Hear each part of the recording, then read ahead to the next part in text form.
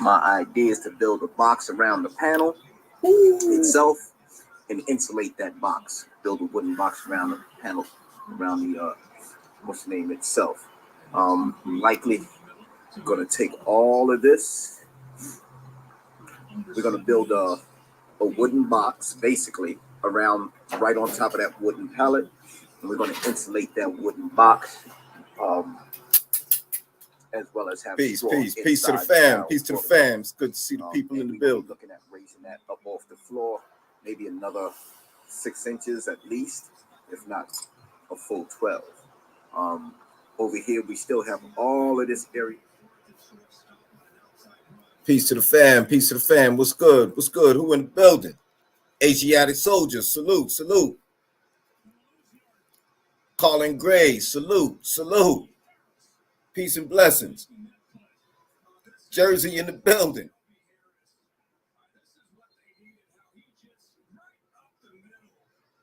That's what's up. Gas and gold. Peace. Peace. What's good? What's good? All right, y'all. Let's get it. Let's get it. Let's get it.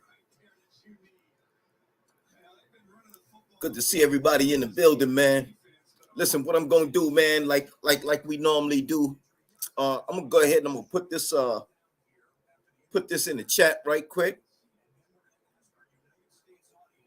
And for those that choose to want to hop on, feel free to. Because I definitely want to get some opinions about, over the last couple of over the last week or so, right? Just sharing information about the dogs and what's going on and how we are getting things done. We've had some people kick in and say, that the heavy chain, the big chain is not necessary, right? Now we saw a little video of Katana going ape over a female, over a cat rather, and that's a serious thing. You know what I mean? That's a serious thing. So my idea today, man, is I wanted to just kind of put it out there and when you see a dog going ape like that over something, there are those who say that you can train that out of the dog, so it's not necessary to keep a dog on the chain. Obviously, if a cat passes by, another dog passes by, right, and the dog is on the chain, most of us have dogs that's going to want to get at that other dog or get at that cat or get whatever wild animal, whatever animal that is, right? And, shout out to Bill Norris and a few others who say that it is not necessary to actually chain the dogs in order to alleviate that problem, right? So their idea is that you can actually train the dog.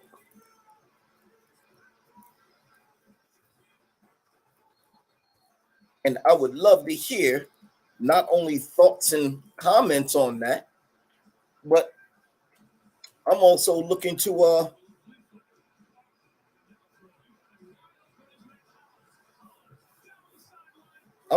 really see like exactly which one of these are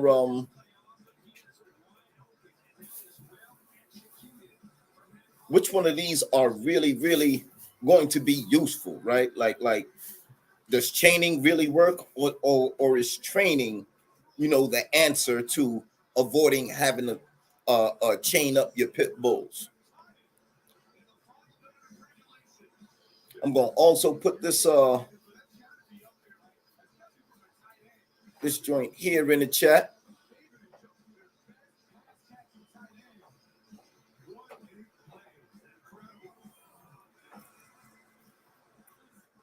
What's good? Who is in the building?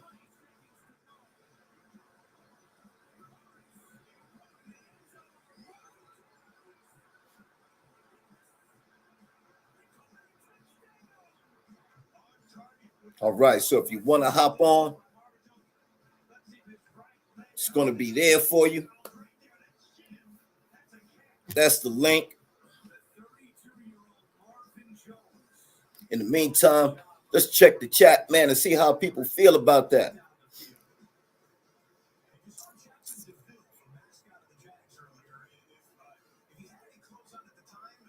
Colin Gray says, regardless of training, if a dog has high prey drive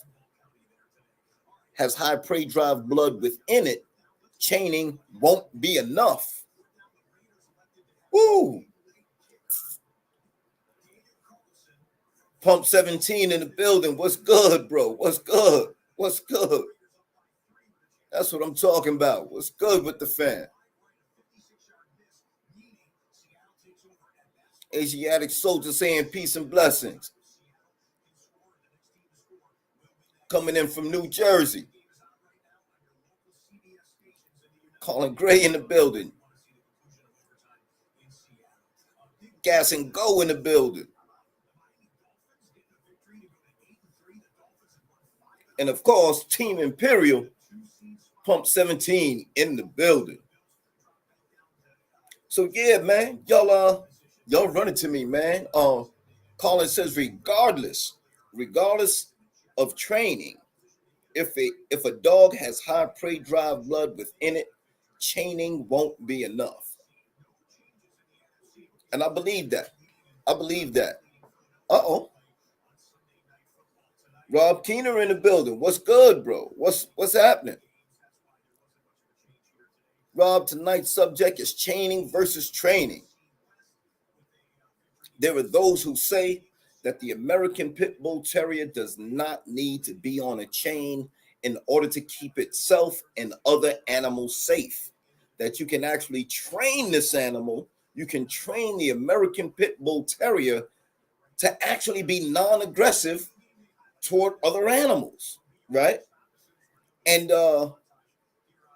shout out to those who have these animals and are about training their animals. But I'd really like to know, man, whether or not y'all think this is feasible. I really want to know if y'all think this is feasible. Leave it in the chat. Hop on, however you want to do it. But let's get it, man.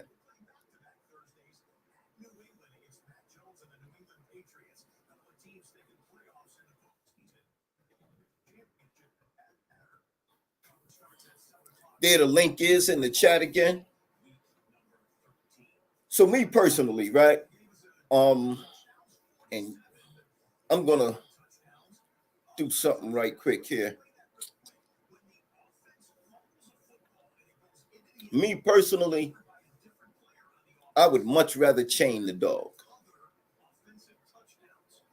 And the reason I would much rather chain the dog is, for example, a couple of quick notes to self. This is in a page. This is a page from the Imperial Diaries. Give me a second here, y'all. To self. I'm gonna pull this thing up.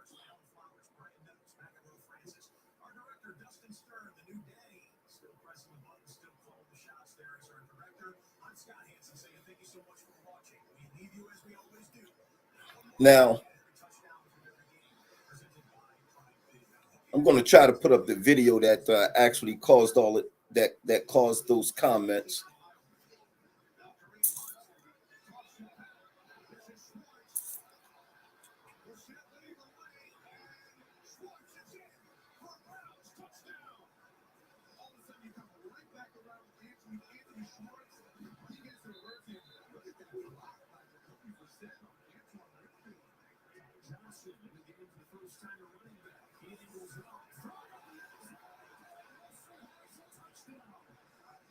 Not for nothing, somebody was asking about Solo.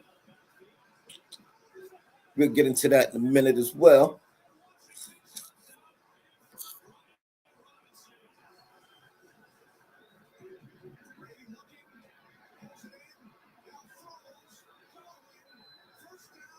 So Bill Norris said in a comment that he uses a command to teach his dog what is a friend, or that, you know, he uses a command called the friend command, right?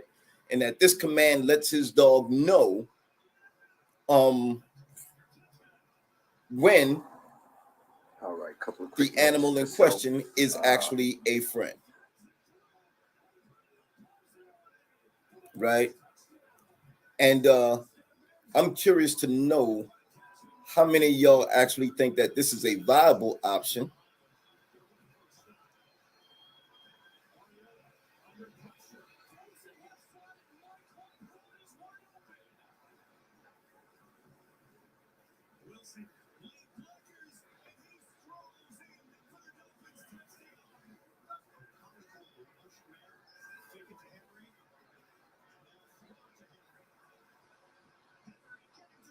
Is this it?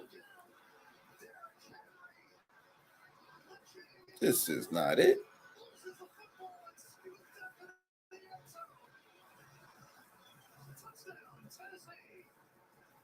I'm trying to get a particular joint up here, y'all. Y'all bear with me a minute.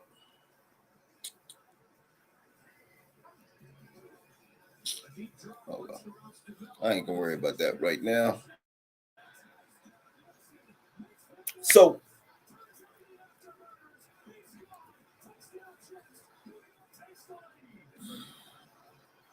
all right, Colin Gray said the only dogs who can be docile with cats are either spayed, neutered, or raised directly around prey animals. Also, chaining helps when you're not home and you are not around for your dog to obey its commands or training. Thank you, Colin Gray. Thank you. Definitely. I definitely have to agree with you on that point. I'm definitely one who says that the chain is necessary. Um, some type of restraint is necessary, unless, as you mentioned, the animals are raised up together. And when you have multiple animals, if you have 6 or 7 dogs, it's going to be difficult to get that same training into each and every dog so that it observes that training with squirrels and cats and whatever else may be part of it. uh Rob Keener says, I think it's a case by case situation. I've seen dogs that are monsters from day one. I've seen them turn animal aggressive after 18 months. Then there are bulldogs that love everything. Okay. Now, in a case where you have multiple dogs, can you still use that same approach? Right? Because most people who have a dog on a chain in a yard usually have more than one, right? They usually have a couple of dogs, maybe, maybe a yard full of dogs. And is that a practical approach when you have multiple dogs?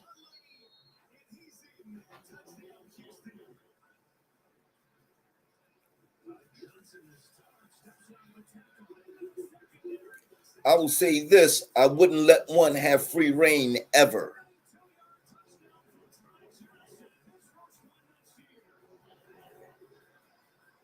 Bank statement in the building. Salute, salute. Rob said, no, you cannot fight nature. Colin Gray said no, right?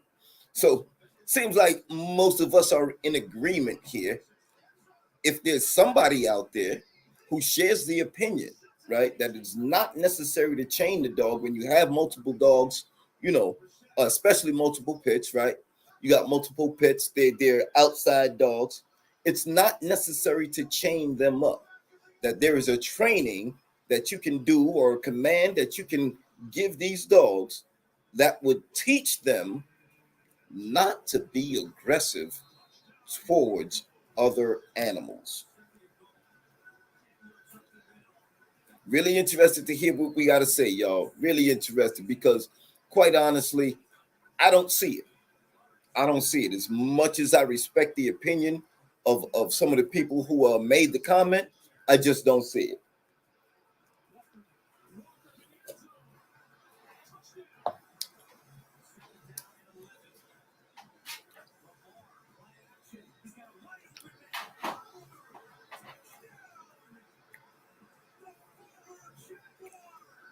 I'm trying to pull up this video I have, y'all.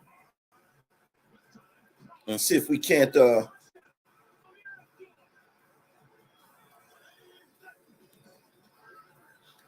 so for example, this video here, right?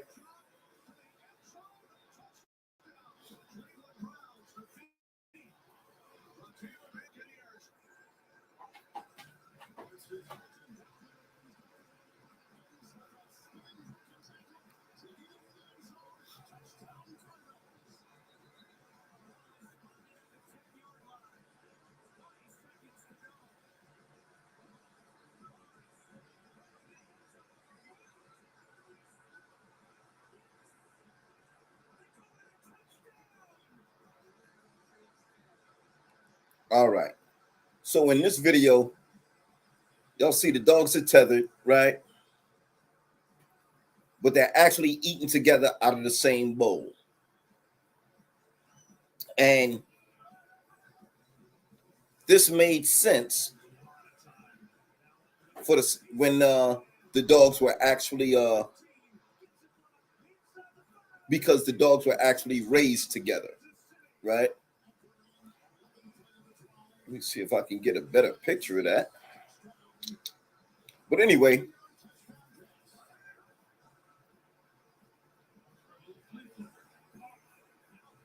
even in the process of these two dogs being raised together, and if you really take a good look at the beginning of this video, y'all got to forgive me, this is an early video where I was just kind of looking over the yard and seeing some things that still needed to be done and kind of making some notes to self. But the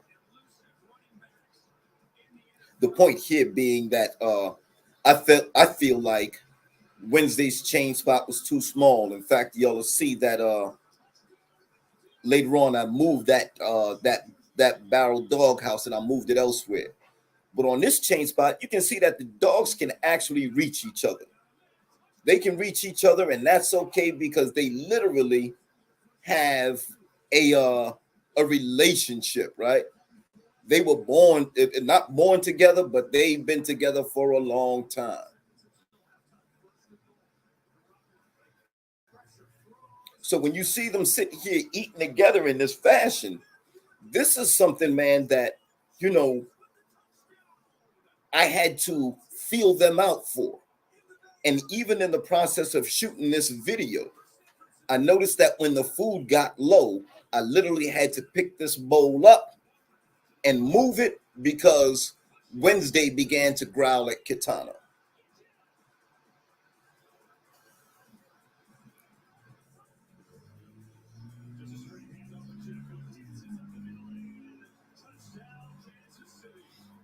It was right about here when the food started getting low, you heard Wednesday start growling at Kitana. And I'll call Wednesday fat girl at times too, or fat. So you see me take the bowl, move it away so that Wednesday can't reach it from her chain spot, and Kitana can eat by herself. But this is a perfect example that even though they've been raised together for the last 3 years, right? Everything is not always peachy keen. They recognize each other as friends. These two hate to be without each other. If I take Wednesday for a walk and don't take Kitana, oh, I'm going to hear it all the way down the block. She's going to be yapping so much and so loud, like everybody turning their lights on, right? So it really begs the question, man, as to whether or not, even after all that time, after 3 years, they don't get along that well that they can eat out of the same bowl without no problems. Rob said all that training goes out the window when a female in heat enters the scenario. That's another thing. Exactly, right?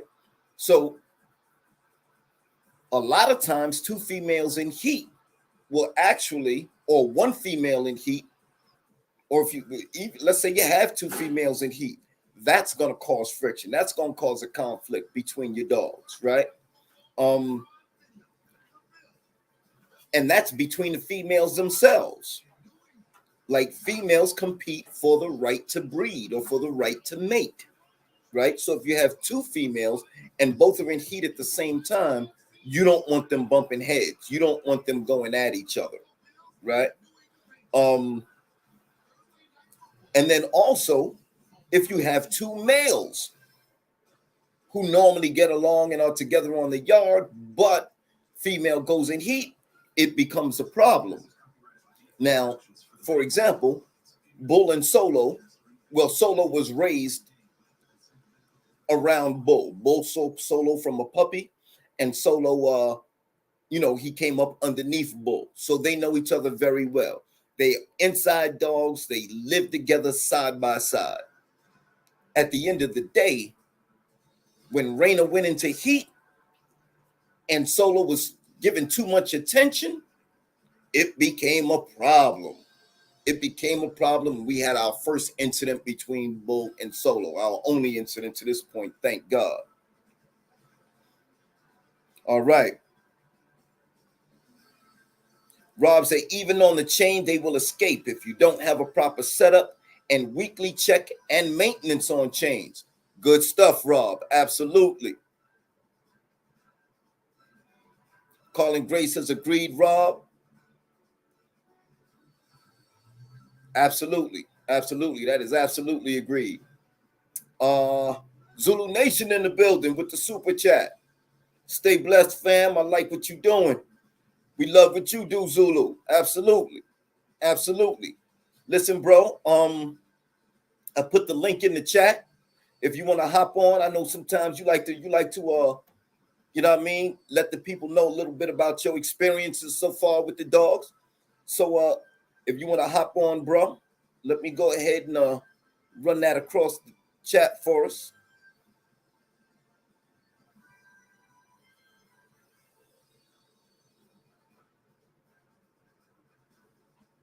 All right, there it is. There it is.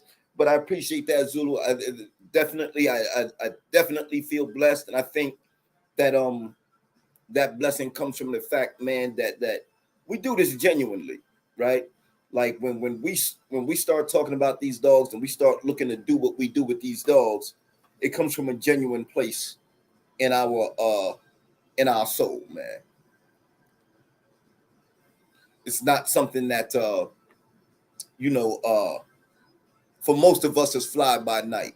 We've got a pretty big commitment to these dogs. I know I personally do, right? So if you tell me that, I should be able to trust my dogs with the possibility of them getting along and recognizing what's a friend and what's a foe, then I'm inclined to try to go with that. So I would definitely, I definitely want to hear, if you've ever had this go wrong or if you've seen this go well. I'd definitely be interested in seeing that. I'd definitely be interested in seeing that.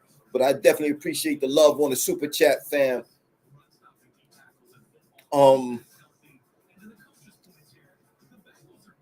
Even in this very video, y'all can't really hear it at this point, but in this video, I was actually saying to myself that I want to change out those chain spots so that the dogs can't reach each other. I know they get along. They don't have any problems. I haven't had a problem with them scrapping or yapping at each other. None of that. These two dogs were raised together, right? They came to me together at the same time, off the same boat, or I should say off the same van. But, pretty much every minute of their existence, I think with the exception of once, right? I've had these two dogs together, right? I think the night I brought them in because of the weather, that night they were apart. But other than that, these dogs have been together pretty much every day, all day, and they still don't. It's not a guarantee that they're gonna get along, right?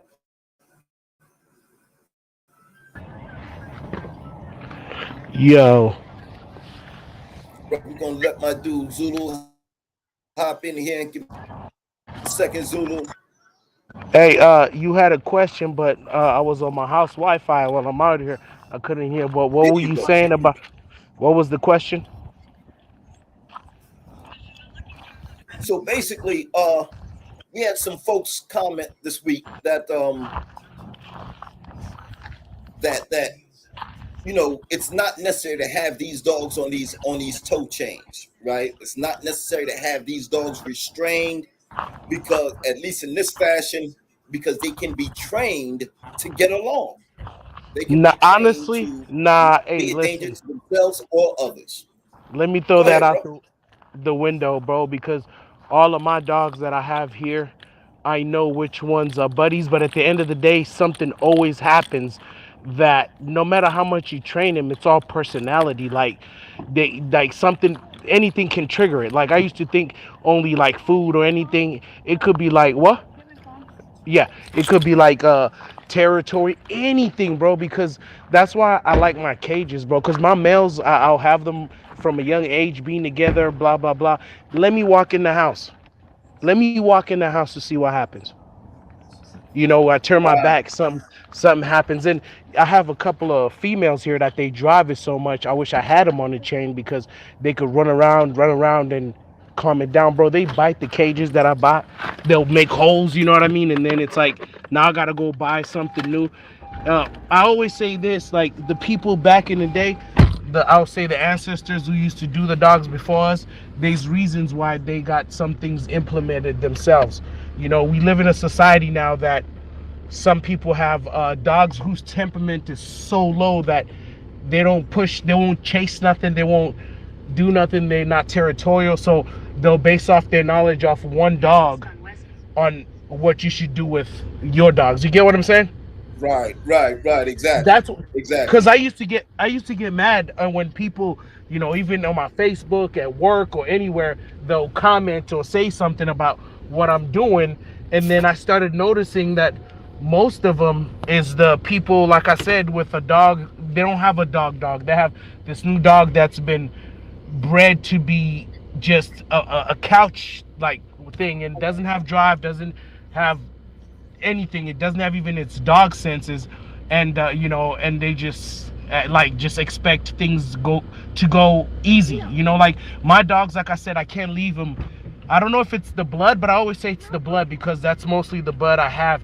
That you can't leave them just to do they, whatever they want. And guys that I have the same dogs that I've talked to, um, even Kenny, like he told me, he was like, because before I really got into the YouTube and all that stuff, I would like message him, like, yo, this is what I'm going through, and he's like, bro, those dogs are not built to be like that. Some of them can, but most of them are not. And when you're responsible, you always expect the worst, I guess, and then hope for the best. And I love what you do with your dogs because I saw you have both of the males always good and chilling. But I don't know how it is when she's in heat or when one's like, I want to prove a point. Because these dogs get to that point where they're like, I want to prove a point. Are you gonna shut up and let me do what I say, or it's going down? Well, And we like already had that incident. We already had that incident. When Rainier man, was beat, um, I actually did. turn that down. I actually did a dual breeding. I did a dual side breeding. I brought Solo to Raina after I did the AI with Bull. Now, while she was in that state, you know how your females change. They start getting a little hormonal, and then they start, they want to they want to kind of start nesting. They want to, they kind of pick a partner and they kind of stick to that person. Well, for whatever reasons, Solo kept bothering Raina while she was trying to be alone with Bull, and Bull took exception to it, and he grabbed Solo, right? So we definitely already Yeah. had this, despite the fact that Solo was raised as a puppy with Bull, and they were raised in the same household, side by side, every day in, day out. Bull has already been taught that Solo's not to be hurt from when he was a puppy, right? But that didn't change anything once we had females. I Rock, shout out to I Rock. Yeah, drop knowledge as always. and you know I'll that be honest, mindset of Rob, I don't just drop it. I be seeking it as well. So that's why we invite multiple people in. Go ahead. I'm sorry, Zulu. no, it's all good. And two, the thing is, like, you have this mindset. Like, I stopped having this mindset that I used to do that too. Like, oh, they grew up together, and I swear, like, when they get to a certain months, males and females, like I'll say 7 to 8 months, all that is out the window because it's like they start feeling themselves, or something happens, and they just like they want to prove a point, and the other one's like, nah, you're not gonna, I'm saying, tell me nothing. Like, I didn't know one of my females was in heat one time. She was coming into, she wasn't there, man. But I should have seen the signs. They kept smelling her, and I checked, and I'm like, man, there's nothing there. Like I said, I was giving them water, and one dog, I was cleaning the kennel, and I had the other ones out. I went up there to go check on something. I was with my son. The next thing, they started fighting, man, and I'm like, these dogs, I swear, the nicest dogs to each other. You know what I mean? And they just started going That's at it. And right. when they start, it's hard. It's a lot of work to stop. And this It is really why is, man. I recommend a breaking stick, man. A breaking stick, always keep it close, and wherever you have your dogs. If it's next to the kennel, if it's on your hip, if you with your dogs. But like I said, this is for people with dogs. Most people, like I said, have one dog, and they'll judge a lot of people with a lot of dogs and not understanding. You know what I mean? Like I said, Right. I have a dog that is super energetic, and I think a chain will help it. Even Thanos, when he was young, bro, I would put him in a chain to kind of calm him down. You know what I mean?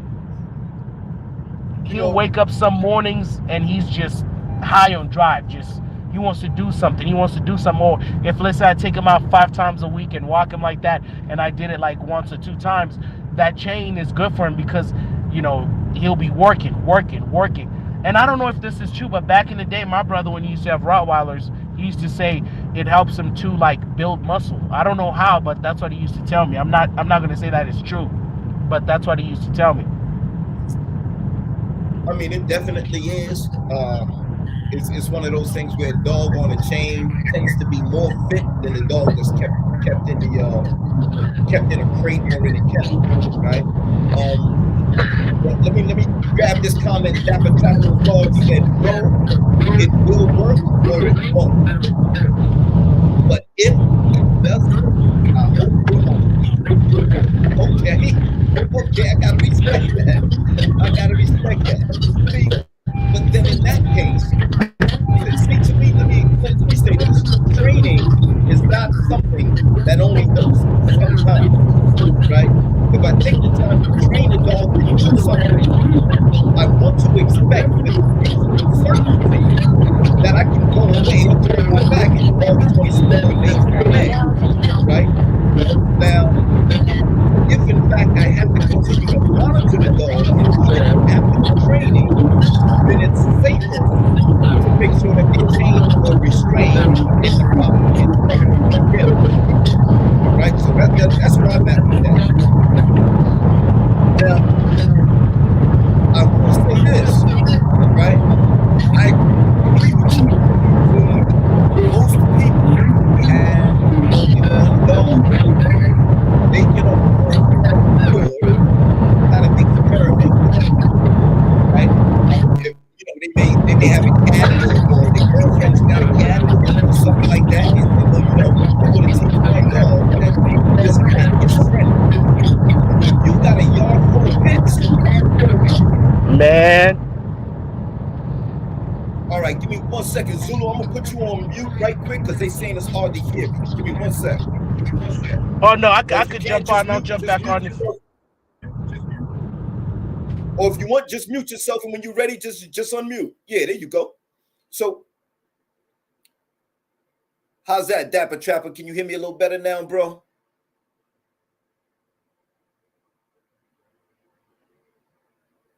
Give me 1 second.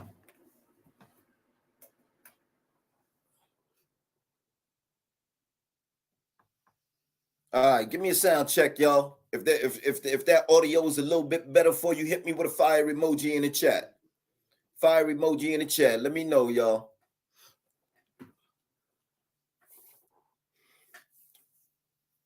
In the meantime, I'm just gonna kind of go ahead and y'all let me know if I'm good or if y'all still can't hear me. But the whole thing with this is that you don't want to leave that area of uncertainty. Okay, Asiatic in the building. Good, good, good with the fire. Okay, okay. So we good on sound. We good, we good. Appreciate that, y'all. Thank you for letting me know that. But you don't want to leave that area of uncertainty. So to all my people who feel like you can really train the American Pitbull Terrier to, be non-aggressive, you may be able to do that with one dog towards one or two animals that dog is brought to be familiar with. But as a command, right? I cannot see you taking that American Pitbull Terrier, if it has that high prey drive to begin with. I can't see you taking that dog to a dog park and giving the friend command, to every German Shepherd and every Rottweiler or every a big dog that it comes across, right? So it's definitely one of those situations where yeah, on a case by case basis, but more importantly, if you've got multiple dogs, right, and you put a single dog in a situation with multiple animals, you are definitely going to have an issue trying to keep that dog, from just going off, right? Rob said a high drive dog or group of dogs cannot be treated like most pet dogs. I don't own any bulldogs right now, but I own a working German, what is that, GSD? German Shepherd dog. Oh, boy. Malinois Cross. People think he is beautiful. I happen to look at the Malinois as the pit bull of the Shepherd family. I like the Malinois for its drive, its energy, its go. Between that and a husky, I would think are dogs that could actually keep up physically, right? In terms of wind endurance and all of that with the American Pitbull Terrier. If you can get them to get along, you've got a good workout partner in the Malinois all day. But yeah, Rob, if you ever want to send us a picture, bro, you know what I mean? You got my email address, I'm pretty sure. If not, let me put that up here for y'all.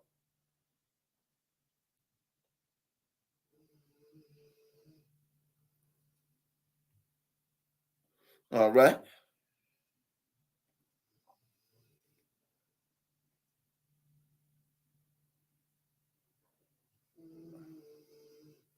There you go. All right, all right, all right, all right. So yeah, Rob, if I'd love to see a picture of your dog, man. Send us a picture, bro. Shoot me an email to imperialflamekennels@gmail.com, bro. And I'll post that picture of the dog, bro. I'm a dog lover, period, y'all. So don't ever get me twisted. I'm not just American Pitbull Terrier. In terms of I love dogs, period. But if I'm gonna own them and keep them, yeah, we're gonna start with pits.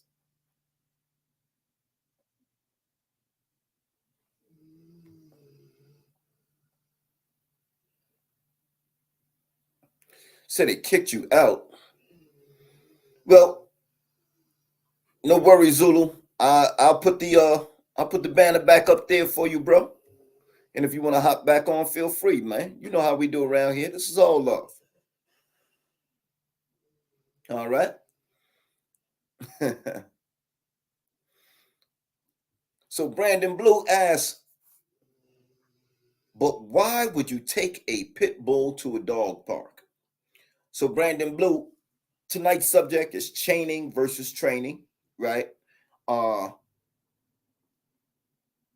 the course of the week, I had some videos that I put out, and some people commented that they commented why the heavy chain, and at the time they were commenting this, literally Katana was going ape shit, right? She was going berserk over some cat that was underneath the porch, underneath the neighbor's porch. And that type of attitude in the dog, we've had people say that they can actually train the dog to not behave that way, right? And so if you can train the dog, right, to recognize other animals, right, whether they be strange or whether they be raised, you train them. Bill Norris said using the friend command, right? He uses a friend command to let his dog know what that these other animals are friendly. And so using that idea, right, you should be able to take that dog to a dog park and introduce it to the other dogs in the dog park as friends, right? Give it the friend command for all of these other dogs in the dog park and be able to leave that dog off leash without any issues, right?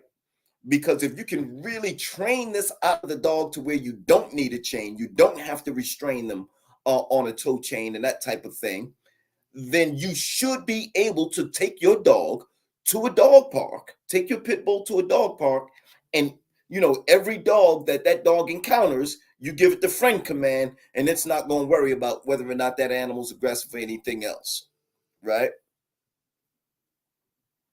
So I hope that answers your question, Brandon Blue.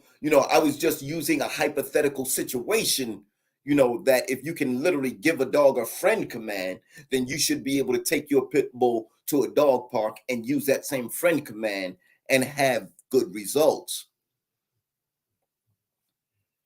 Inquisitive Jen in the building. Peace and blessings. Said, sounds like nature versus nurture. To an extent, and not for nothing, this same issue has been raised on other social media platforms, on other forums, other boards, and it's because the way it's been presented as, you have what they call these fur moms, right? And they claim, right, that it's all in how you raise them, right? It's all in how you raise them. So a lot of the fur moms who espouse this particular point of view, right, or a lot of the people who espouse this, I'm not going to call them fur moms. Everybody's not a fur mom, right? But a lot of the people who espouse this particular view that it's all in how you raise them seem to be saying that genetics play no role, right? That the genetics, you can override their genetics with this training, right? And most owners of the American Pitbull Terrier, at least that own multiple dogs, right, usually have an opinion opposite to that.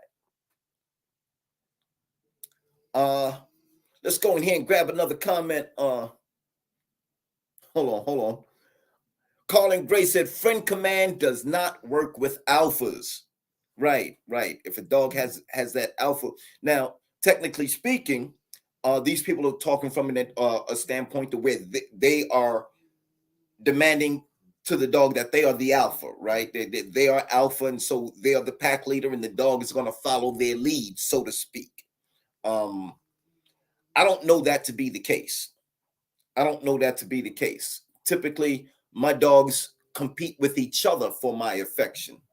So if I start showing affection to a strange animal, they're back in competition with that animal, and it's not going to be the friendly competition we have in the house, right?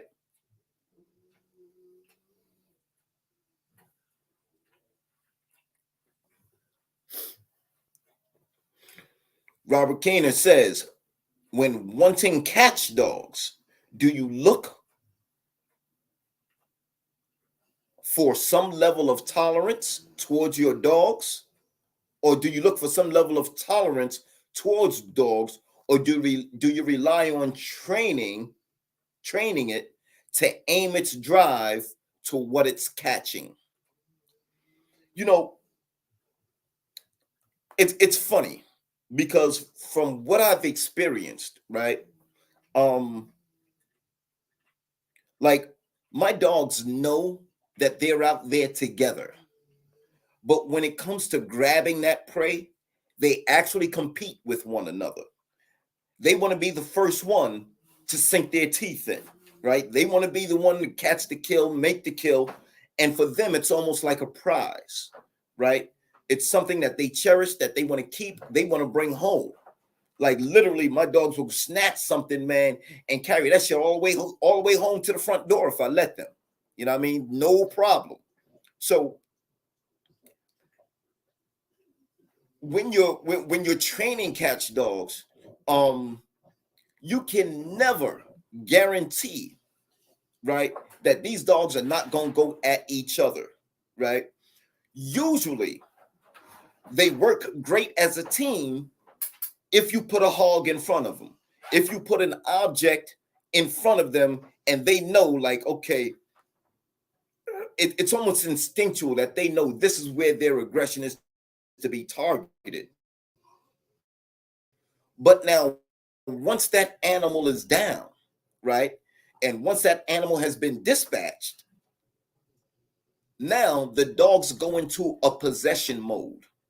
And if you've ever seen catch dogs at work, you know that it's not just easy to call them off the hog, right? You got to get in there with your breaking stick, or you have to really, hammer it into them. Hey, my hog, let it go, release, leave it. Whatever you're doing, right, or however you're communicating with that dog is just not automatically letting go of the hog once the hog is down, right? So because they have that possessive nature over the kill, it is entirely possible that another dog also claiming that, trying to claim that prize, they're gonna bump heads, and it's happened on more than one hunt.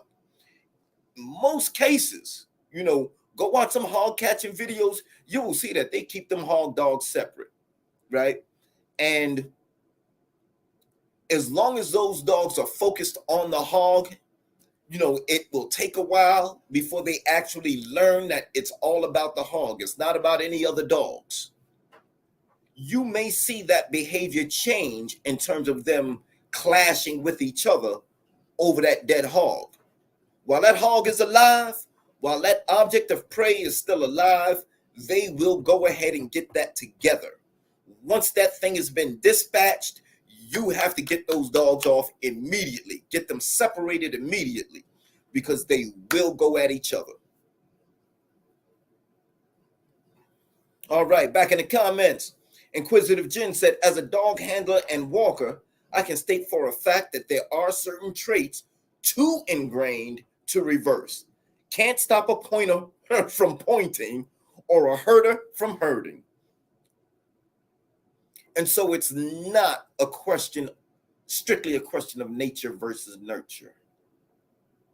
Genetics play a major role in how these dogs behave, right? Even if you can get one dog that is trained to recognize other dogs as friend, right, or whatever the case may be, there's no guarantee that other dogs, if you have multiple dogs, are going to look at that dog the same way, right? So listen, you're telling the dog, okay, that's a friend. If that dog is aggressive, your training is almost going out the window, right? And then you want to be careful, because if you have other dogs who are aggressive and you're trying to teach this one dog, to be non-aggressive, it may mess around and cost that dog his life if he gets caught in the wrong situation. So there's definitely that part as well. When you have these high prey drive animals, you don't want to leave anything to chance. And this is so key. This is so key, folks. We all pride ourselves on our ability to communicate with our dogs and get what we want from our dogs, right? However, we should not overestimate our abilities to handle a dog or to train a dog. And we should never underestimate the power of the genetic predisposition of a dog. Notice I said genetic predisposition. That is to say that the dog is born with this disposition to go after prey, to go after other four-legged creatures, right? That is a predisposition in the American Pitbull Terrier. It's part of the American Pitbull Terrier gene pool, right? I see it in the Camelot dogs. I see it in the OFRN dog. I see it in the Hollingsworth dog. I've seen it in the Eli dogs. I've seen it I saw it in a house pet that I had, right? She was very cool up to a certain level, right? She wasn't automatically aggressive towards everything she saw, but if you brought another female in heat in her yard, that bitch went crazy. She was not having it, right? Excuse the French, but yeah, well, it's not French. A bitch is a bitch, right? It's a female dog. But that is really, you can't roll the dice with these dogs. If I've learned anything else, I've learned that you do not want to roll the dice and take a chance on maybe them getting along. Rob Keenan says, I agree. Genetics play a huge role, but I think who trains it is, or how it's trained is even more important. So, Rob, that's great with one dog. But when you're talking about a yard full of dogs or multiple dogs, I think that's it really, again, you see the two dogs in the picture here, right? They get along, quote unquote. They do just fine. But I can tell they've already had their scrap and they've already established their pecking order, right? So when I was feeding them in this particular incident, literally, I had to pick this bowl up because they started off eating together just fine. I went around, did what I was doing, kind of surveying my yard and looking at some stuff that I wanted to get done. And when I saw that the bowl was getting empty, I walked over there to see if maybe I need to put a little bit more in there. And I heard Fat Girl, the dog on the left, growl at Katana, the little Hollingsworth jip on the right.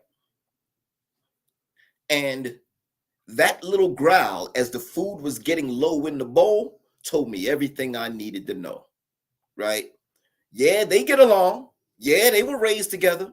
Yeah, they've been trained to get along and tolerate each other, but not so much that they can eat out of the same bowl. And as y'all can see in this picture here, I've literally allowed their chain spots to be able to reach one another. And I did that on purpose because they're coming from a completely foreign, alien, and they're coming from a home environment to a completely foreign and alien environment. And the only familiarity that they have is one another, right? The weather is different. I'm guessing their housing is different. Everything is different for them right now, right? The smells are different. The people are different. That everything is different. So I allow them to have this ability to reach and touch one another. And that's because they do have their pecking order established already, right? Literally, I've seen Katana allow Wednesday to mount her, to climb, to climb on her. She literally presented herself to Wednesday, which tells me that at one point, Wednesday did dominate Katana. Right? I don't know how it happened, when it happened, where it happened. I've never discussed this with the previous owner. You know what I mean? It is just something that you come to understand when you are working with your dogs, when you're really paying attention to your dogs and how they get and how they going about it.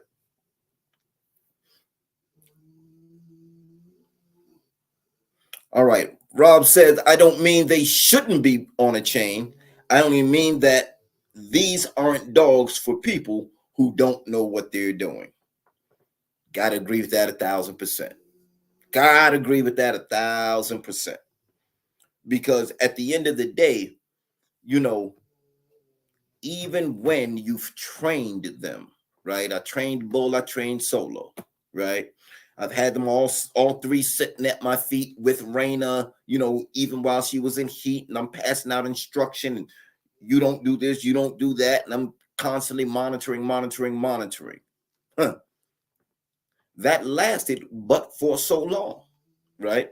The minute the opportunity came, and you know, I was sitting right here watching TV. Sure enough, boom. Next thing I know, I'm hearing and Bull is shaking. You know what I mean? He got so the side of Solo's face in his mouth, and he's just shaking. He's just working. You know, so it pops off all too often.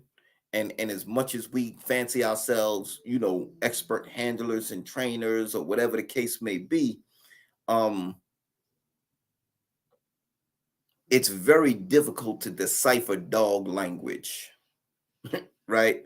I've had two females living in the same house, um, both house kept, right? Um, and there was no issue, but you know, there was never any time where they was yapping at each other, where they was growling at each other. Something changed. Not even something changed. Something occurred between them, right? And I still couldn't tell you what it was. All I know is that for a brief instant, for the most briefest instant, they just froze. And the next thing I know, bam, they going at it. They going at it. And they really trying to get it. And this was in front of company. You know, I had company at the time, and you know, um, it's always interesting to see, like, okay, what the hell set them off? Why did they just out of the clear blue sky? We were all sitting around chopping it up. Everything was calm and cool. The dogs were sitting down. They were actually laying down and they were chilling. And the next thing I know, there was just like a brief frozen instant, and boom, they were head to head. They were locked on each other. One was on his back, and the other was shaking for dear life. And the other one that was on the bottom, you know, took a hold for dear life. It really got ugly. It really got ugly. Um, and in a very short period of time, you know, I managed to get them separated, but the damage, you know, the damage that was done in just that very short window of time was absolutely ridiculous. Absolutely ridiculous. So again, you know, even those who know what they are doing would probably opt to put these dogs on a chain and separate them before they allow them to just kind of run free, or and you know, rely on training, right? Rely on training or commands. um I think it's almost preposterous, right? When you see the video of Katana and how she's acting over this cat, I think it's really pretty obvious, right? As to why on earth you would go ahead and put these dogs on a chain.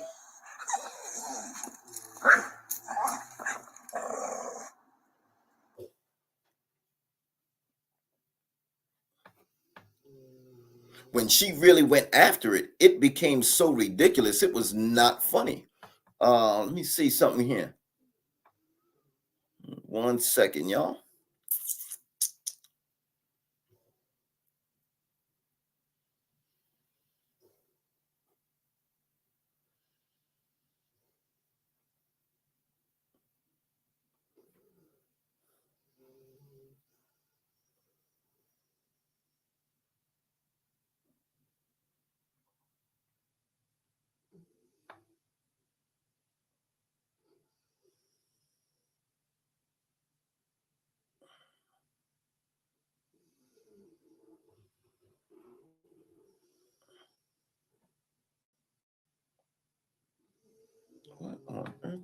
Okay, there we go. All right, that's what I was looking for.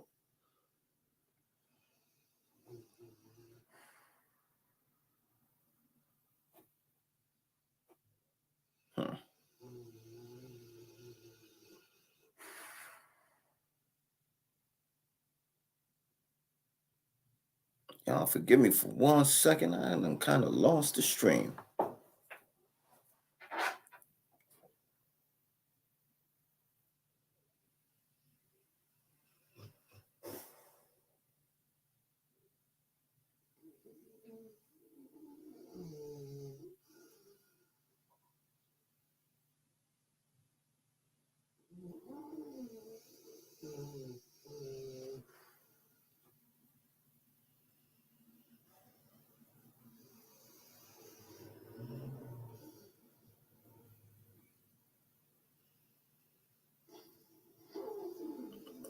What on earth?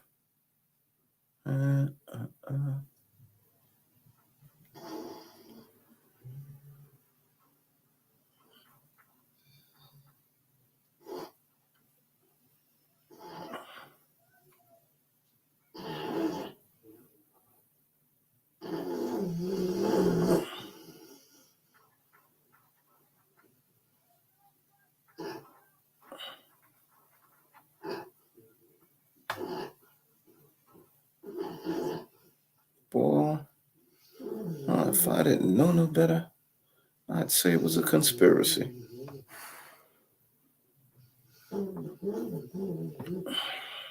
All right.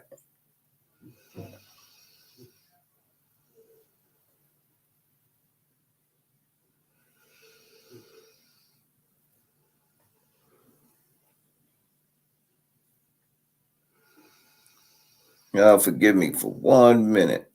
I have lost the tab that I was on that had me on my stream.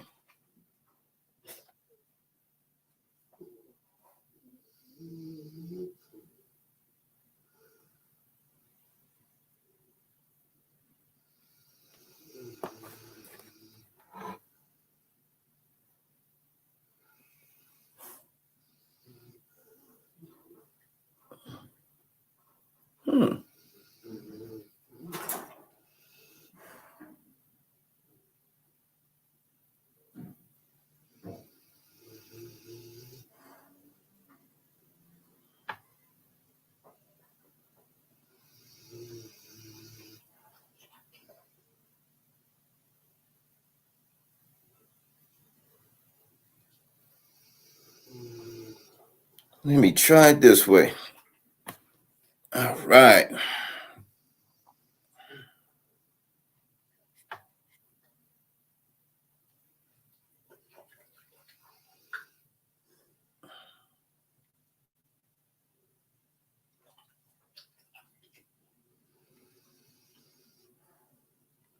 I apologize, y'all. I am experiencing some technical difficulties right here.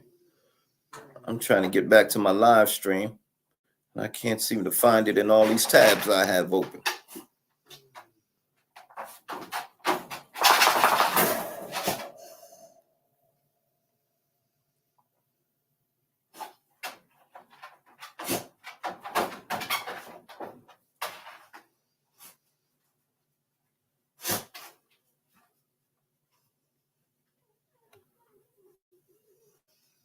There we go. All right. Phew. That was scary. Brandon Blue said the chain spot is the perfect place for the American Pitbull Terrier. Much respect on that. I've even my inside dogs, y'all. Even the dogs that I keep here with me, I would much rather they be out on chains. And ultimately, as things progress, they will be outside. The only dog that may end up remaining by my side as a house dog is Bull. Rob Keenan said, why don't people see that it's for your and their dog's safety to be on a chain? I miss the old days when most people minded their business. I mean, it really is a reflection of people's mindset. You have many of these people who are espousing these views. They want to they they imagine that the dogs are somehow human, right? So they will literally like feed their dog a vegan diet, right? Somehow assuming that somehow plant-based foods are better for a carnivore than meat, right? And their idea is that if they feed the dog vegan food, it will help the dog to be less aggressive, right? Like many people say feeding raw meat makes the dog more aggressive. Just not true. Just not true. So the people who tend to espouse these views and you know try to advocate, you know, that for not putting a dog on a chain. These are the people who claim that, you know, the chain is somehow harming the dog, that the chain is somehow you know, detrimental to the dog. And you know, everything that I've seen just flies in the face of that. It is just inaccurate. If you guys look at how Katana's built, like she's just ripped, all ripped, but she has no problem throwing that chain around, right? I think I showed that in a previous video where she was just really going, she was just going in, right? She literally tried to bite the damn thing to get it off of her, right? In fact, somebody even made the comment that you know, that collar wasn't gonna hold her. The collar that she was wearing at the time, which is one of those little thin Walmart collars with the plastic clicking catch. They made the remark that, yo, listen, you're gonna have to change that collar out. And it was funny that they said that, because when that video ended, I was actually calling Katana over to me to change her collar out. So many people know, they know the difference. They know what makes sense, right? Dapper Trapper's Loft says, I'm totally for the chain, but I've seen people spend big money for dogs only to lose them to a cheap setup. Yeah, yeah. And that's another thing, right? The chain setup that I have now, I'm gonna switch out. But I had to literally test those chain spots out using Solo. Right? Solo was my crash dummy to see whether or not a dog would be able to either get loose from that or pop something or whatever the case may be, right? I was looking at Wednesday's collar. Her collar's got to be changed out. That collar is old. It's been around for a minute. I was looking around to see if I had another bulldog collar, so I'm going to have to order some. But literally, it is something, man, that you have to be on top of every minute, every minute. Somebody made the comment earlier that you want to check those chain spots and check, you know, those chain setups and everything at least weekly. I do it every time I go out. I do it every time I go out. I want to look and see, you know, how is this holding up? How is that holding up? Make sure there ain't no rusted links that might be about to pop. Every time I go out, man, I'm looking at the setup from the collar all the way back to where they're tethered, and I keep a swivel at both ends just to try to avoid the dog getting caught up in anything. Dapper Trapper Love said, you gotta check your chain setups like a cowboy checks his fences.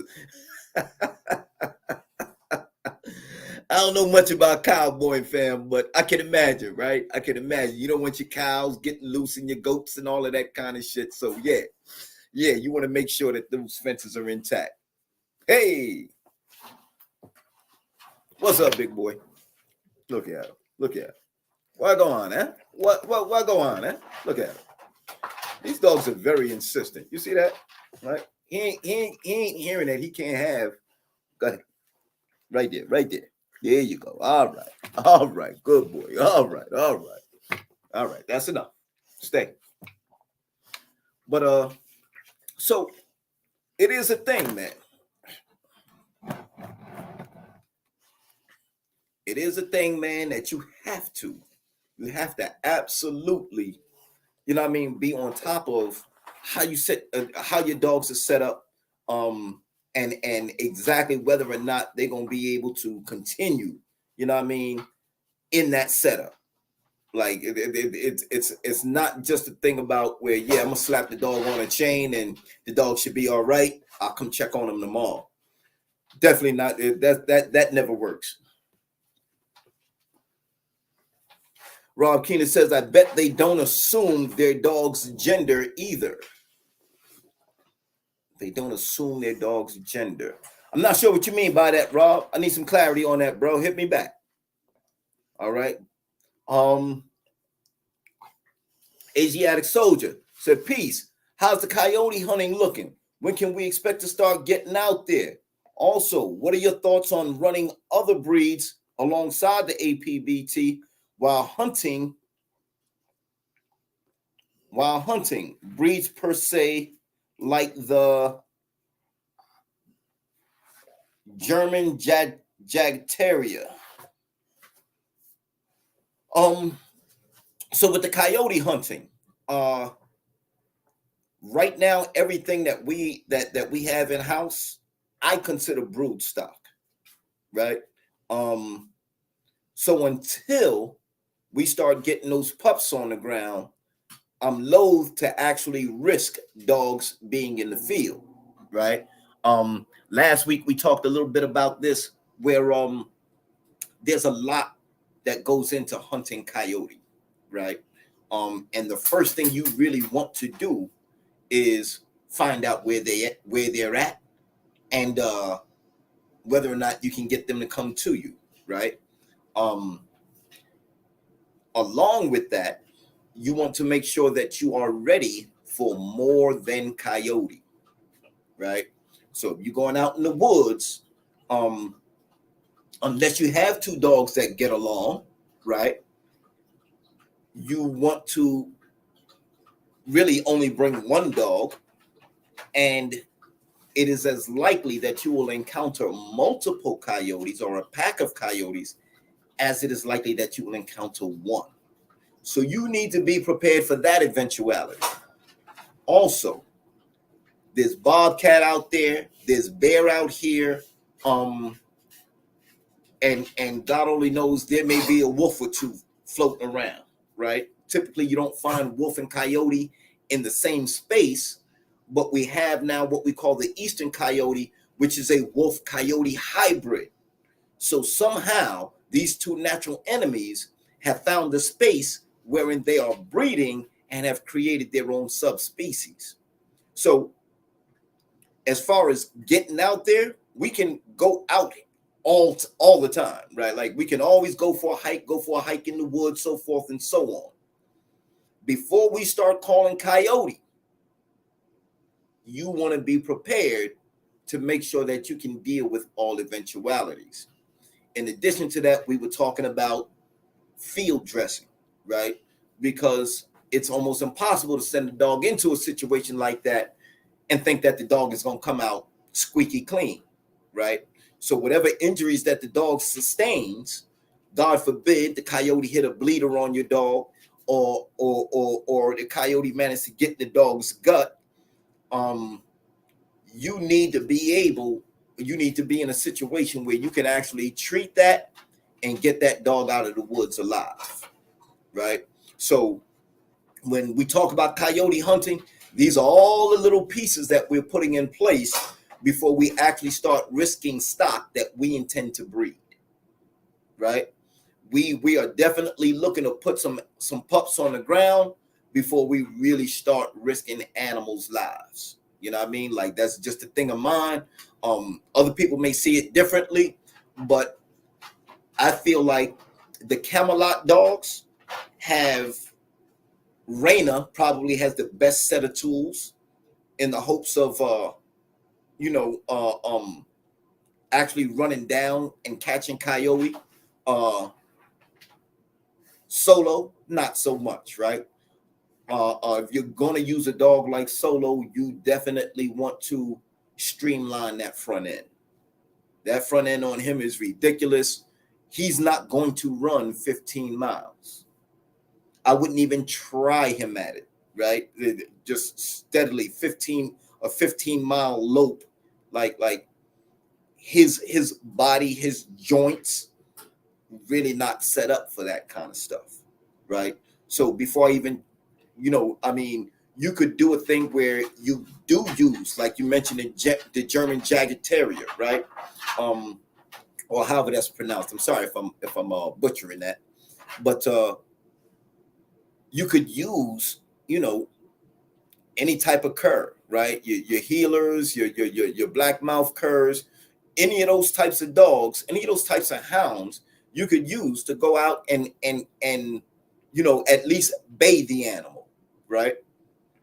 And then you would release your hitters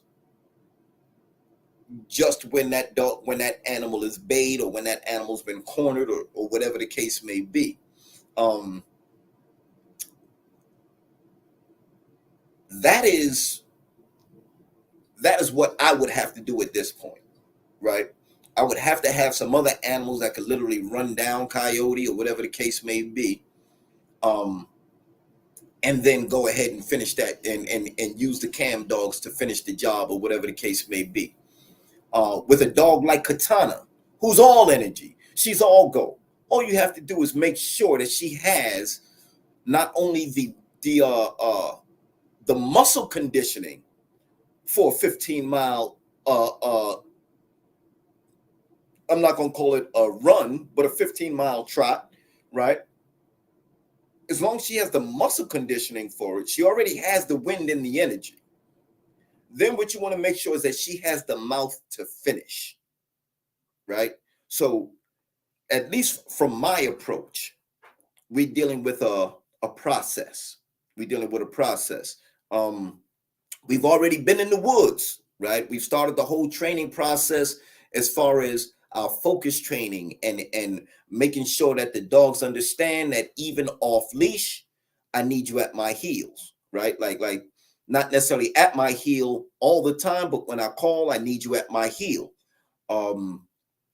And with something like coyote hunting, or even deer hunting, those animals run, they run, they run, they run, they run.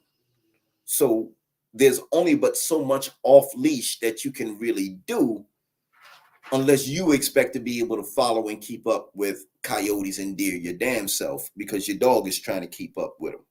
So definitely definitely one of those things that we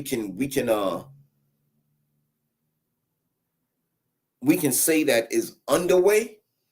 But to actually say, man, that I'm going to go ahead and release some dogs that I'm working with right now into the wild to go ahead and start snatching coyote, that's not what's going to happen.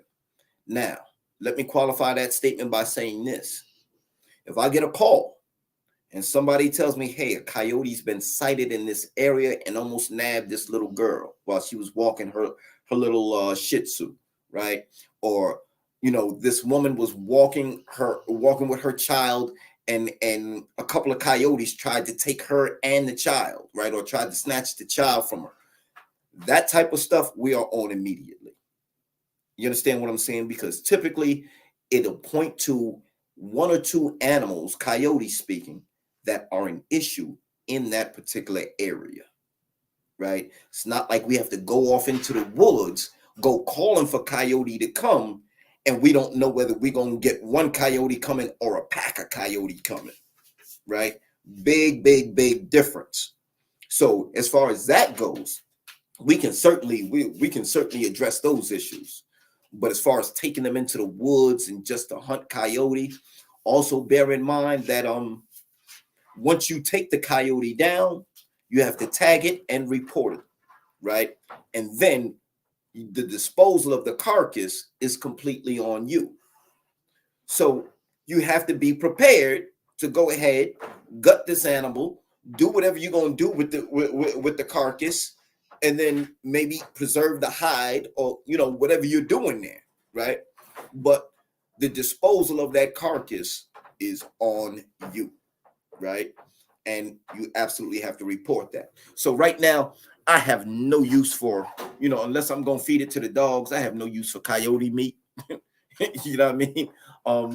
And I have very little use for coyote hides except to train.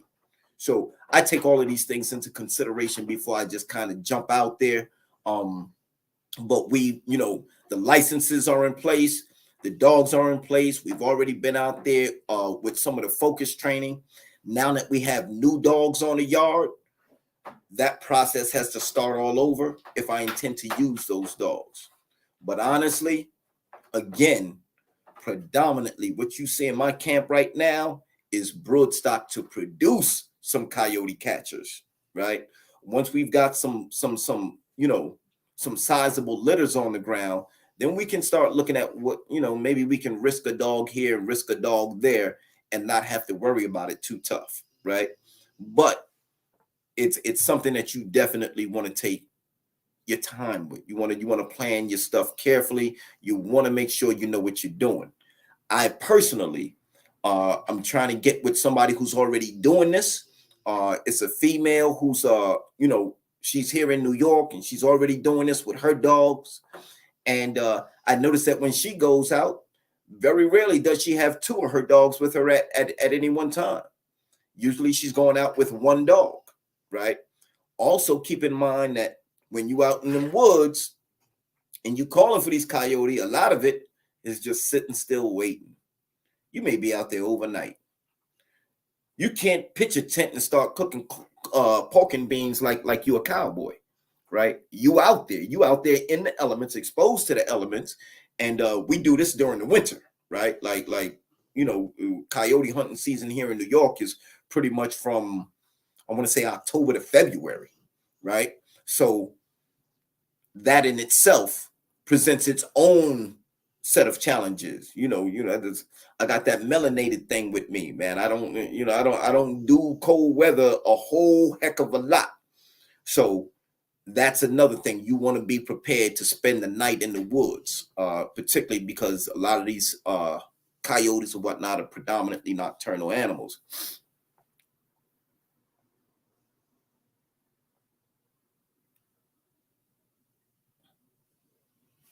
All right, Brandon Blue said, what is your email address? Let me get that back up in the chat for y'all.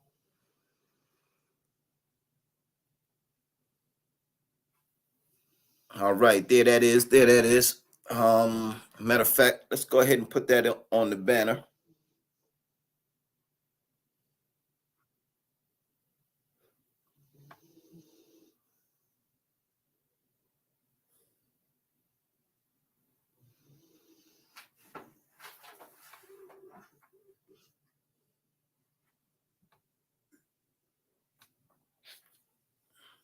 Yes, indeed. Yes, indeed.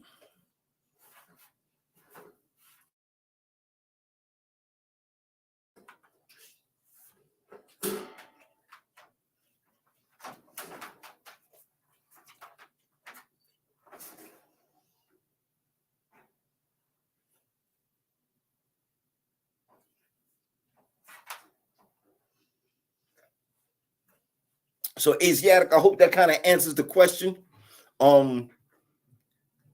If you really want to just have it to where your dogs are just doing the hitting and closing out the show, then you should run Jagger Terriers, black mouth curs, blue tick healers, red tick healers, whatever the case may be, because those are great hound dogs. They, in fact, and I know I'm gonna take some heat for this, but this is what I do. I would venture to say that what we know as the American Pitbull Terrier today has some hound in it, differentiated from the dogs that originally came over from England and Ireland, late 1800s, yada, yada, yada, right? So I do definitely believe that the American Pitbull Terrier, especially, what we see winning in the conformation ring and all of that, some of the dogs with the finer bone and the thinner heads, and that speaks very much to hound to me.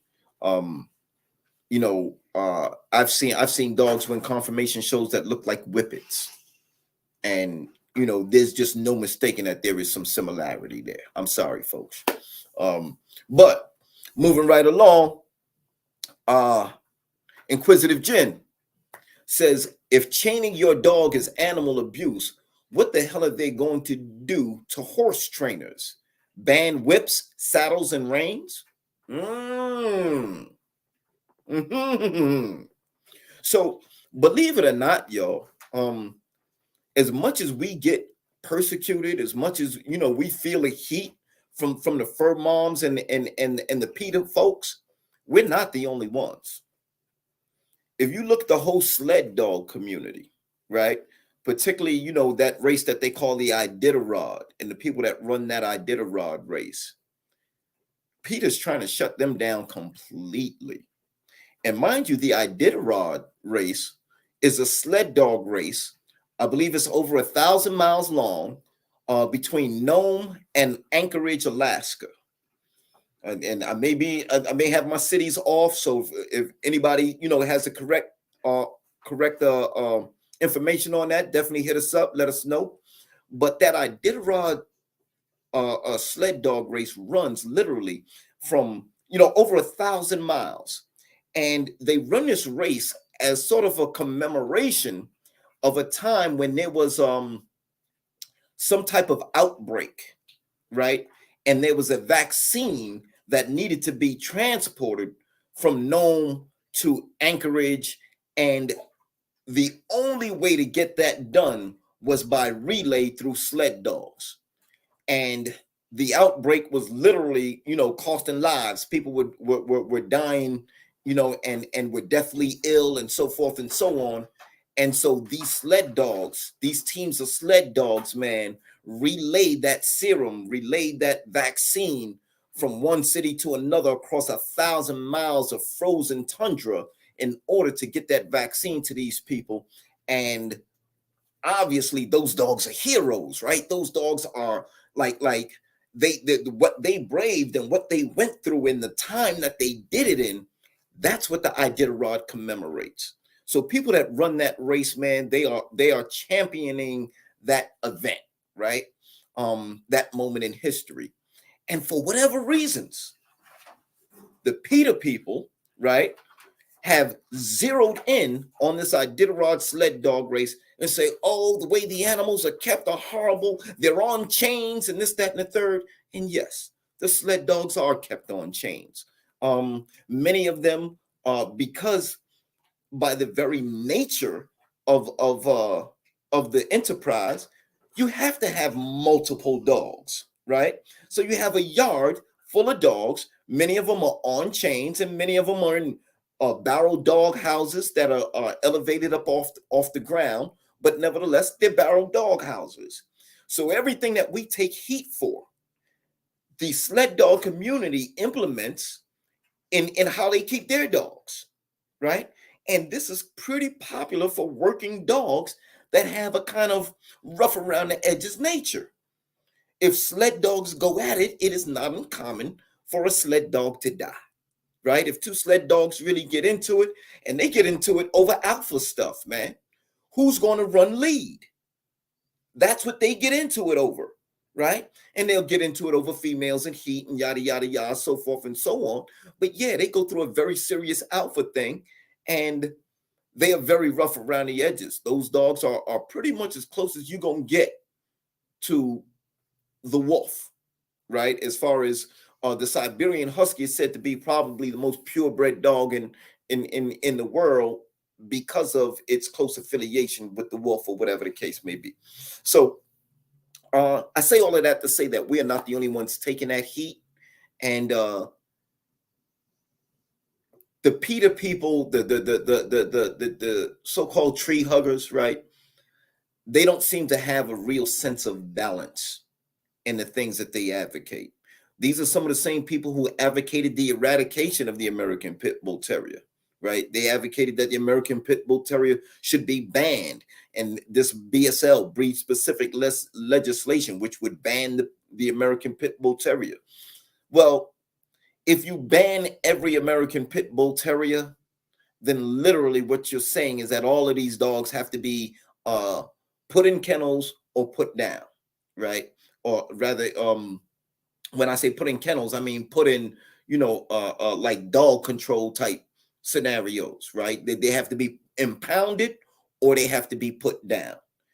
And ultimately, when you've impounded too many, they're going to start putting them down anyway, right? So that is almost like saying you need to eradicate a whole section of the human population, right? Like if you can advocate just wiping out every dog, I question what part of animal cruelty you're trying to avoid. Just doesn't jive. It doesn't make sense. It's completely hypocritical, totally contradictory, and they need to reconsider that position, right? Right. So yeah, what are they going to do to horse trainers? Are they going to ban whips, saddles, and reins? Of course not, right? Because of the amount of money involved and because of the people who are equestrians, right? Because consider some type of high class. It's a high class undertaking, unlike rolling pits, which is a low class and criminal class activity. Then you have a whole different set of, it's okay to whip the horse to make it run faster so you can get you can get $1 million and breed this horse and sell horses for hundreds of thousands of dollars. Yeah, it's okay to do that, but it's not okay to chain the American Pitbull Terrier to keep it safe from itself and keep others safe from it. That is the that's the mindset you're dealing with. So always remember that, y'all. These people are not necessarily balanced, right? They don't have a balanced mindset. They don't do things in proportion to what needs to be done or in proportion to the actual problem.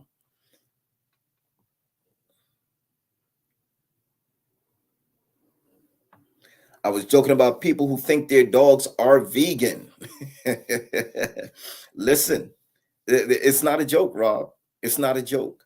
People are literally advocating a vegan diet for your dog to make it less aggressive, right? So you're trying to change the carnivore nature or the carnivore predisposition, the carnivorous predisposition. We can say that a million different ways, but you're trying to change a meat-eating animal into a plant-eating animal, and you think that somehow this is an expression of your love of nature. To me, it is an expression of your desire to manipulate and control others. Anyway, Rob asks, what do you think about cable runs? Do you have any plans for one? Actually, Rob, it's a little too soon to really be able to, say for sure, but everything that we're working with now is considered transitory. It's considered a stepping stone, right? It's considered temporary until we get what we're after. So by spring next year, I expect to be in different digs. I expect to be in a different situation. That situation should be enough to where I can keep all my dogs on the land. Now, if I had my personal choice, and I feel like you need a lot of land for this, every dog would actually be on a cable run. Every dog would actually be on a cable run, a weighted cable run, right? So that they could continue to get the exercise, so forth and so on. And that cable run would still have a tow chain tether, right? Because I don't want anything weak. The problem I have with cable runs is that they may not be as secure as literally an axle in the ground, right? When you talk about really monitoring, your setups, you're gonna have to do that extremely, extremely vigilantly with cable runs. You know what I mean? I like the idea that the dog should have maximum freedom of movement without being a danger to itself, right? Um, I like the dogs close enough together, right, to where a pack of coyotes couldn't just hone in on one dog, right, without having to deal with the other dogs around it as well. You understand? So, I love the idea of cable runs and get the dog maximum movement. That I'm all for that. Uh, I just don't know how secure as compared to toe chain tethering that they are. And if anybody has experience with cable runs for multiple dogs over an extended period of time, I'd love to hear your thoughts on that. Right? You can either shoot me an email at imperialflamekennels@gmail.com, or you can go ahead and drop a comment at the end of this video or whatever. But yeah, I'd love to hear if you have any experience, any extended experience with cable runs over a period of years, right? What type of maintenance goes into that, and how secure is that in comparison to toe chain tethering? Let's grab another joint from the chat here.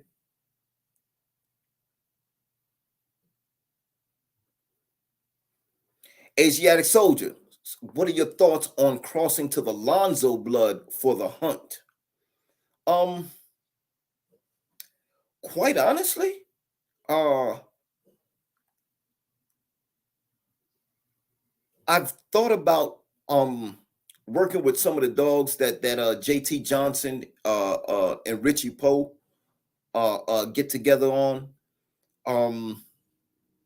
The only thing that kind of stopped me short was I have very little experience with bruiser blood dogs. Now I hear they're great in the field, so forth and so on, but I myself have never laid my hands on a pure bruiser dog, right? A pure bruiser blood dog. So the Lonzo crosses that exist now, especially like through brothers JT Johnson and Richie Poe, if I'm not mistaken, those dogs are a bruiser Lonzo cross. My dog is off of Havoc. I like that Havoc blood. Everything I've seen from that blood so far has got me encouraged to continue with that blood. So if I were to consider the Lonzo blood, it would either be a direct cross with the Havoc stuff, or I would just go ahead and purchase an animal from Richie Poe or JT Johnson, where they've already got that cross going, they've already got that cross working. And if they've got some good ones that are throwing good ones, then that's what I'd be looking to acquire. And I would probably preserve that line, that cross by itself, right? I probably wouldn't take a Bruiser Lonzo cross and bring it to a Havoc dog or even a Havoc cross, right? So that's just how I see that. I'm pretty sure the dogs look great. They look like they really doing a damn thing. I've heard rave reviews. I personally haven't had the experience yet. So, I would just literally grab a pup from one of them and compare it alongside with what I'm doing. And if I've already got, the tools that I need in my program, then there's no need to cross out, to another box dog for the hunt, right? Because I like that Zebo Vindicator stuff. I love that Zebo Vindicator stuff, man. more so to vindicate it than anything. But hey, I have my preferences. But yeah, that would be my only consideration there. I would need to see that those dogs are doing what I need done, that they can do what what I'm looking for my dogs to do. And that would be something that, as opposed to crossing it into what I'm doing, I would probably grab that cross because it's already been done. It's already been made. There's no need for me to kind of reinvent the wheel there, right? I chose the dogs that I chose, the Old Family Red Nose and the Hollingsworth. The Hollingsworth was a gift. It was always part of the plan, right? And I can't say it was a gift. It was a partnership. When I say a gift, I mean it was a gift kind of in the sense that it was unexpected. It came in at a time when I was really just looking to grab the old family red nose female and incorporate that into the program and then move forward from there. So yeah, I like the idea of the cam cross period. I think a lot of what is out there today in terms of Camelot dogs could use something to loosen it up a little bit. And the Lonzo blood is good. I like Old Family Red Nose blood for that. And really the Old Family Red Nose blood is not, to me, it's not a cross. It's going back to the foundation. You know what I mean? But you've had these Camelot dogs bred in and amongst one another for so long, you need that gene pool to come back and say, hey, boom, remember this? At least that's how I see it. All right. I hope that answers your question, Asiatic. Let me know if I'm not clear on anything. You know what I mean? Inquisitive Jen said you need a combination of bay dogs with good noses and catch dogs if you're seriously going to be going into those woods. And that's something that I think a lot about, because honestly, I don't like those other dogs, right? I don't want to feed those other dogs. So I want my dogs to do it all. I want my dogs to be able to do it all. And that's a lot.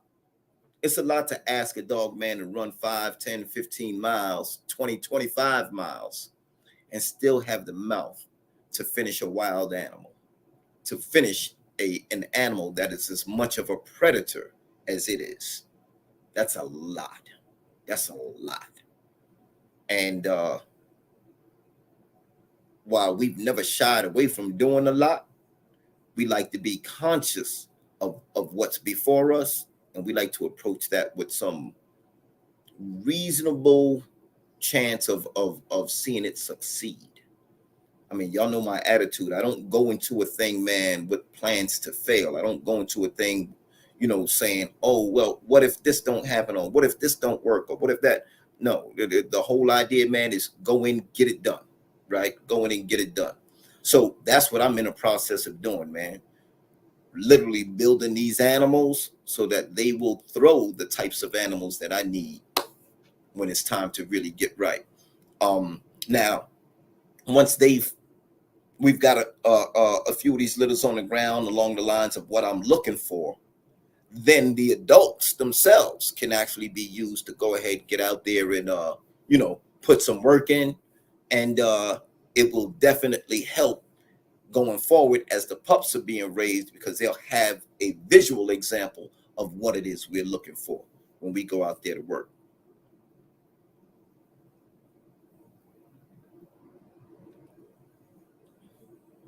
Brandon Blue said, grind the carcass up and feed it to the dogs.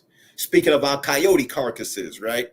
Don't get me wrong. I've definitely thought about it. I don't necessarily I don't think my dogs are natural cannibals, right? Whether or not I want to introduce something like that, I'm a little on it. I'm a little on the fence about. Getting a taste for that coyote meat, even ground up, might give them a taste for that coyote meat in the field.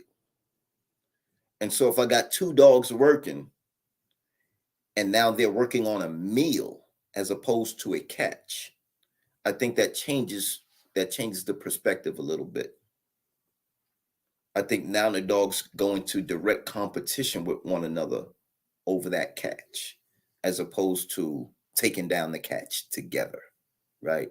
If they know that the idea is to stop this animal and I'm supposed to come in and either finish the animal or, once they've dispatched the animal, I'm supposed to come in and take control of that. And that's one thing. Once they've tasted that meat and then they go into that animal in the wild, I think it changes the complexion of the hunt.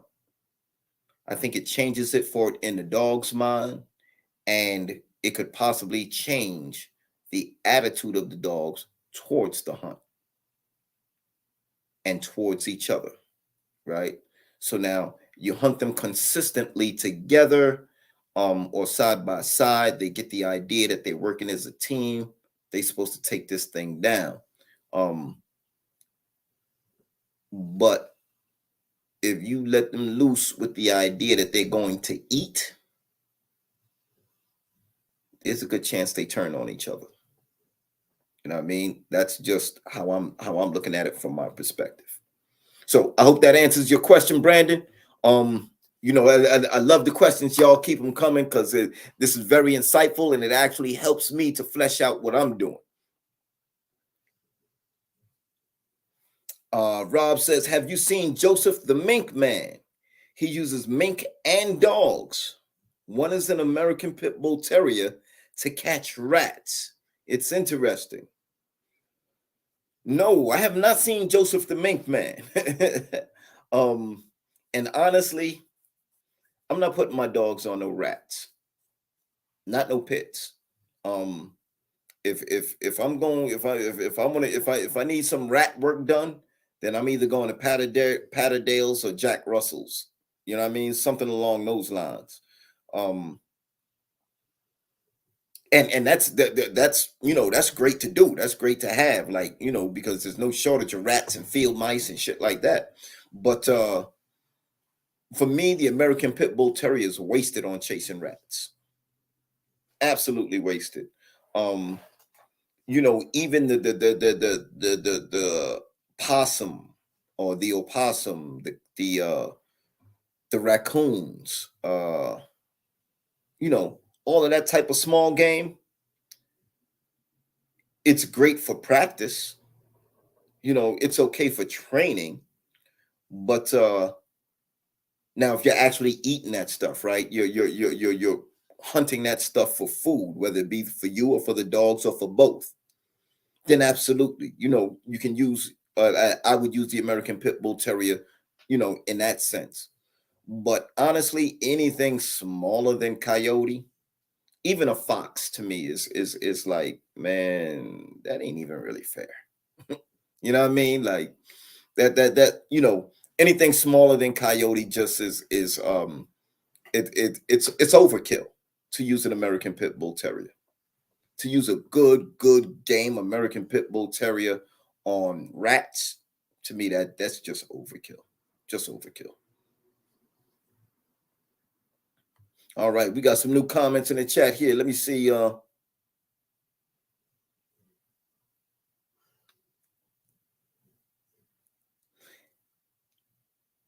Asiatic Soldier says, I remember a movie on that, the Iditarod. I believe it was called Balto, on the Huskies traveling and getting that vaccine to the people. Yes, Balto was one of the dogs that was used in that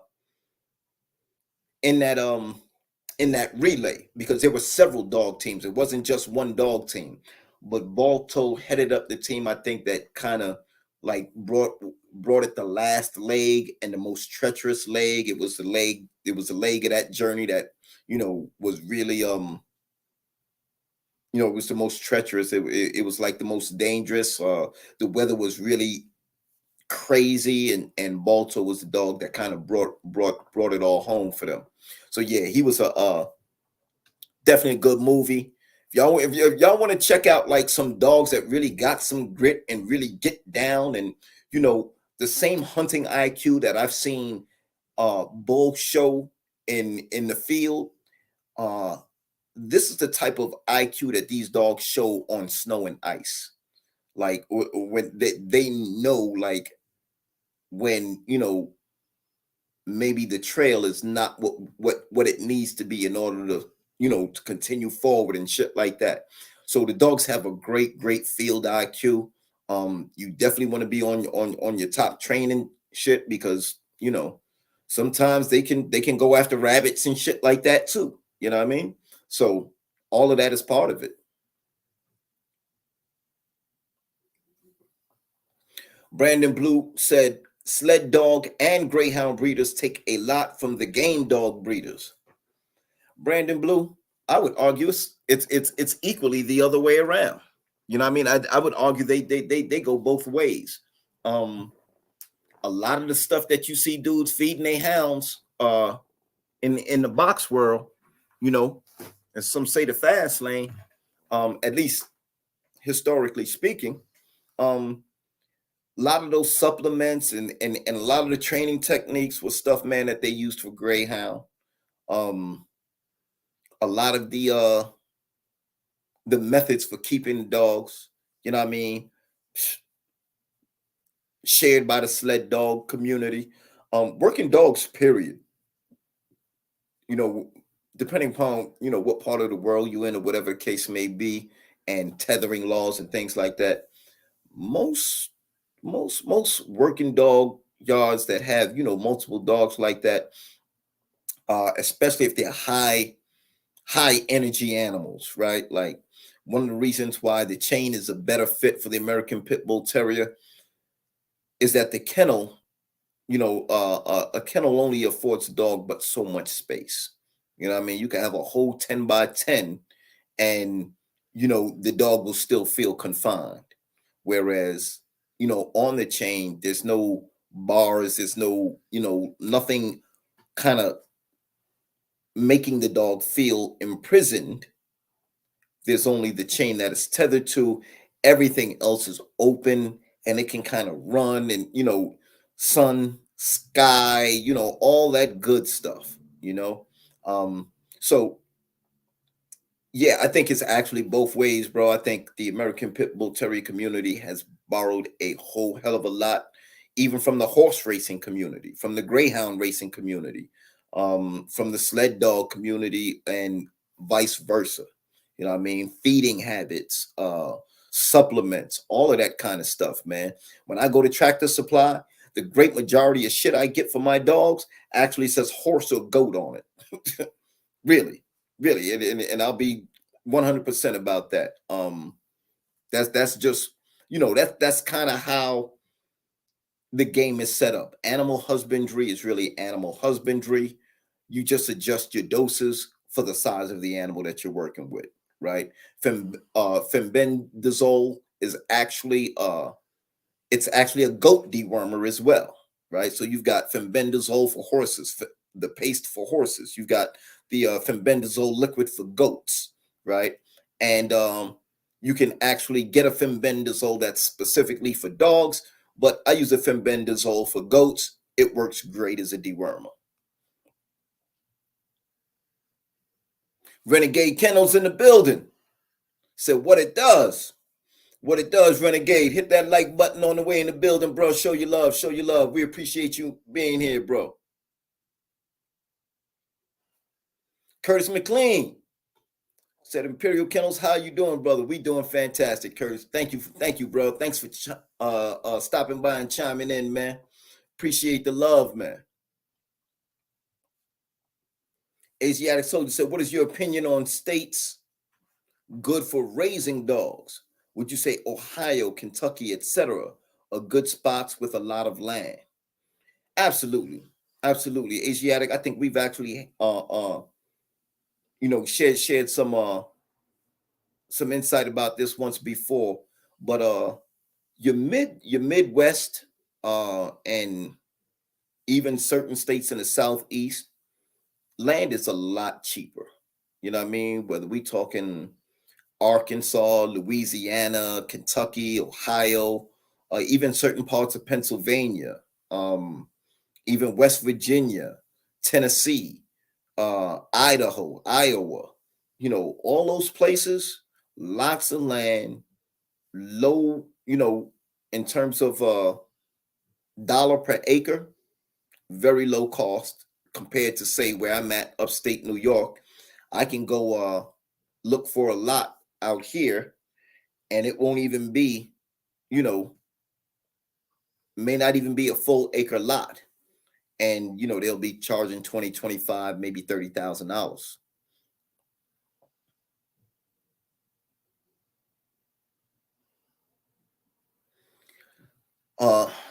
Let me do if you co-own.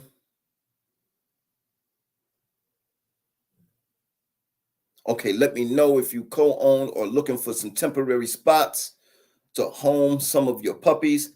I'd love some hands-on experience. Inquisitive Jen. Absolutely, bro. Absolutely.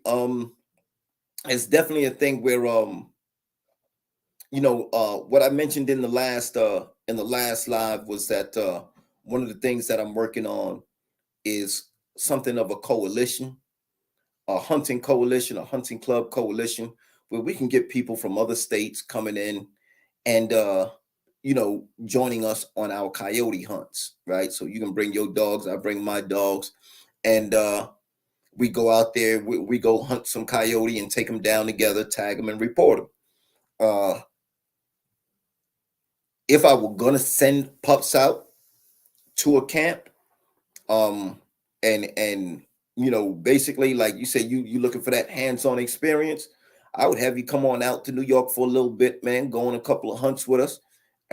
Let you handle a dog or two, during the hunt, and then when you're ready, bro, we can set you up with your own pups. You know what I mean? I think that makes perfect sense.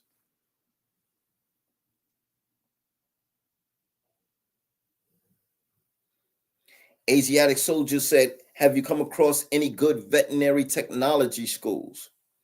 Up this way, we actually have it's not immediate in my area.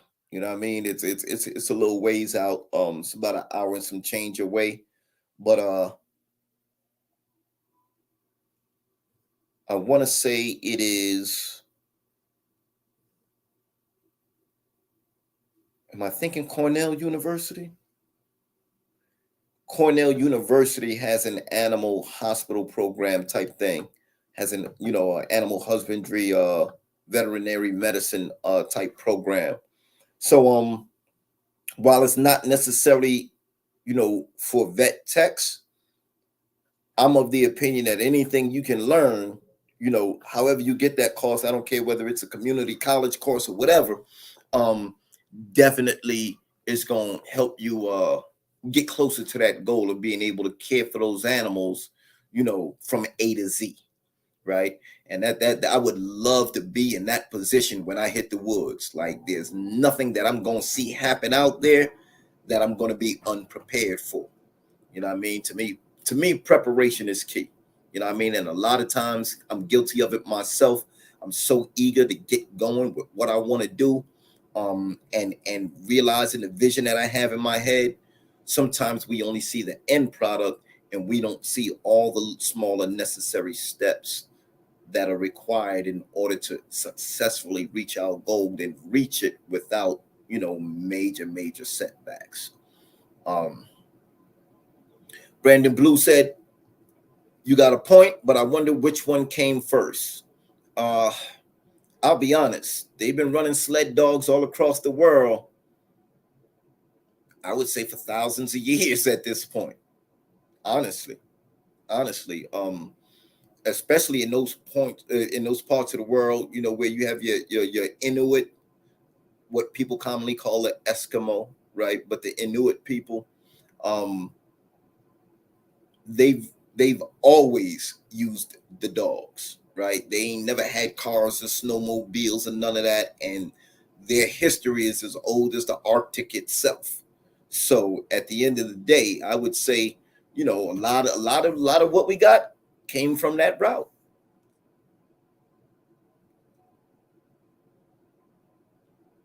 Inquisitive Jen, let me know if you co-own. Yes, sir. Yes, sir. I did gather that correctly. Yes, sir. Brandon Blue says a good book to get is The Dog Owner's Little Black Book. It's $35 on Amazon. Okay. I've never even heard of that one. The Dog Owner's Little Black Book. Okay.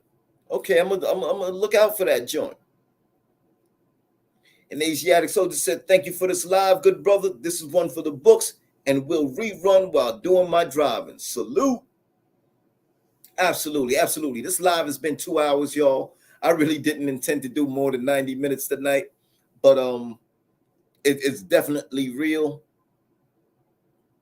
Any APBT books you recommend?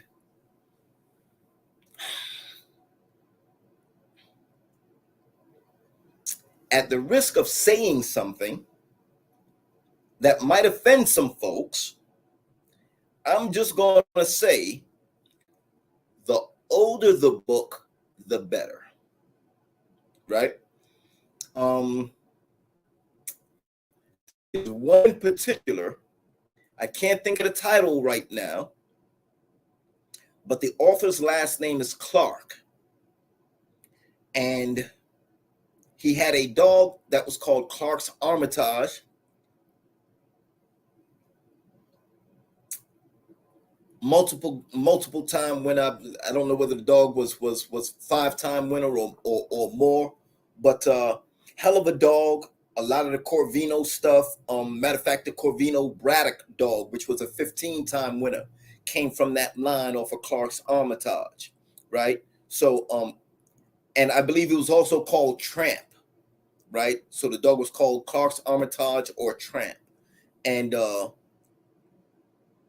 the dog itself, I believe, came through Colby and some of those others, but nevertheless, Clark wrote a book. So I would, and just try to research American Pitbull Terrier books by Clark and see if that runs it. But it's a very old joint. It's very good, man. All right. My brother Trent Pump 17 said the perfect example of what you're talking about is cephalexin, fish flex. Right, the fish mox. Or cephalexin is sold as a fish antibiotic, but it is being used for off-label treatment in dogs. A lot of what you see out there in the so-called animal husbandry world, you walk into a Tractor Supply, almost anything you get that's good for a horse, you break down the dosage and you can use it for a dog, right? Just make sure you're using the proper dosage for an animal your size. Don't start trying to treat it like you treat a horse, right? Like your dog is not 1,000 pounds, so you don't put medication in the dog that says it's 1,000 pounds, right? But for most people, right, you don't like to read labels and get into ingredients and research ingredients and all that kind of stuff. If that's not your bag, stick to stuff specifically, produced for dogs, right? You can find a fenbenzidole that's just for dogs, and so forth and so on. I like the fenbenzidole for goats because goats eat everything. And if you've got a dewormer that can clean out a goddamn goat, you've definitely got a good dewormer, right? So that's just my thinking on it.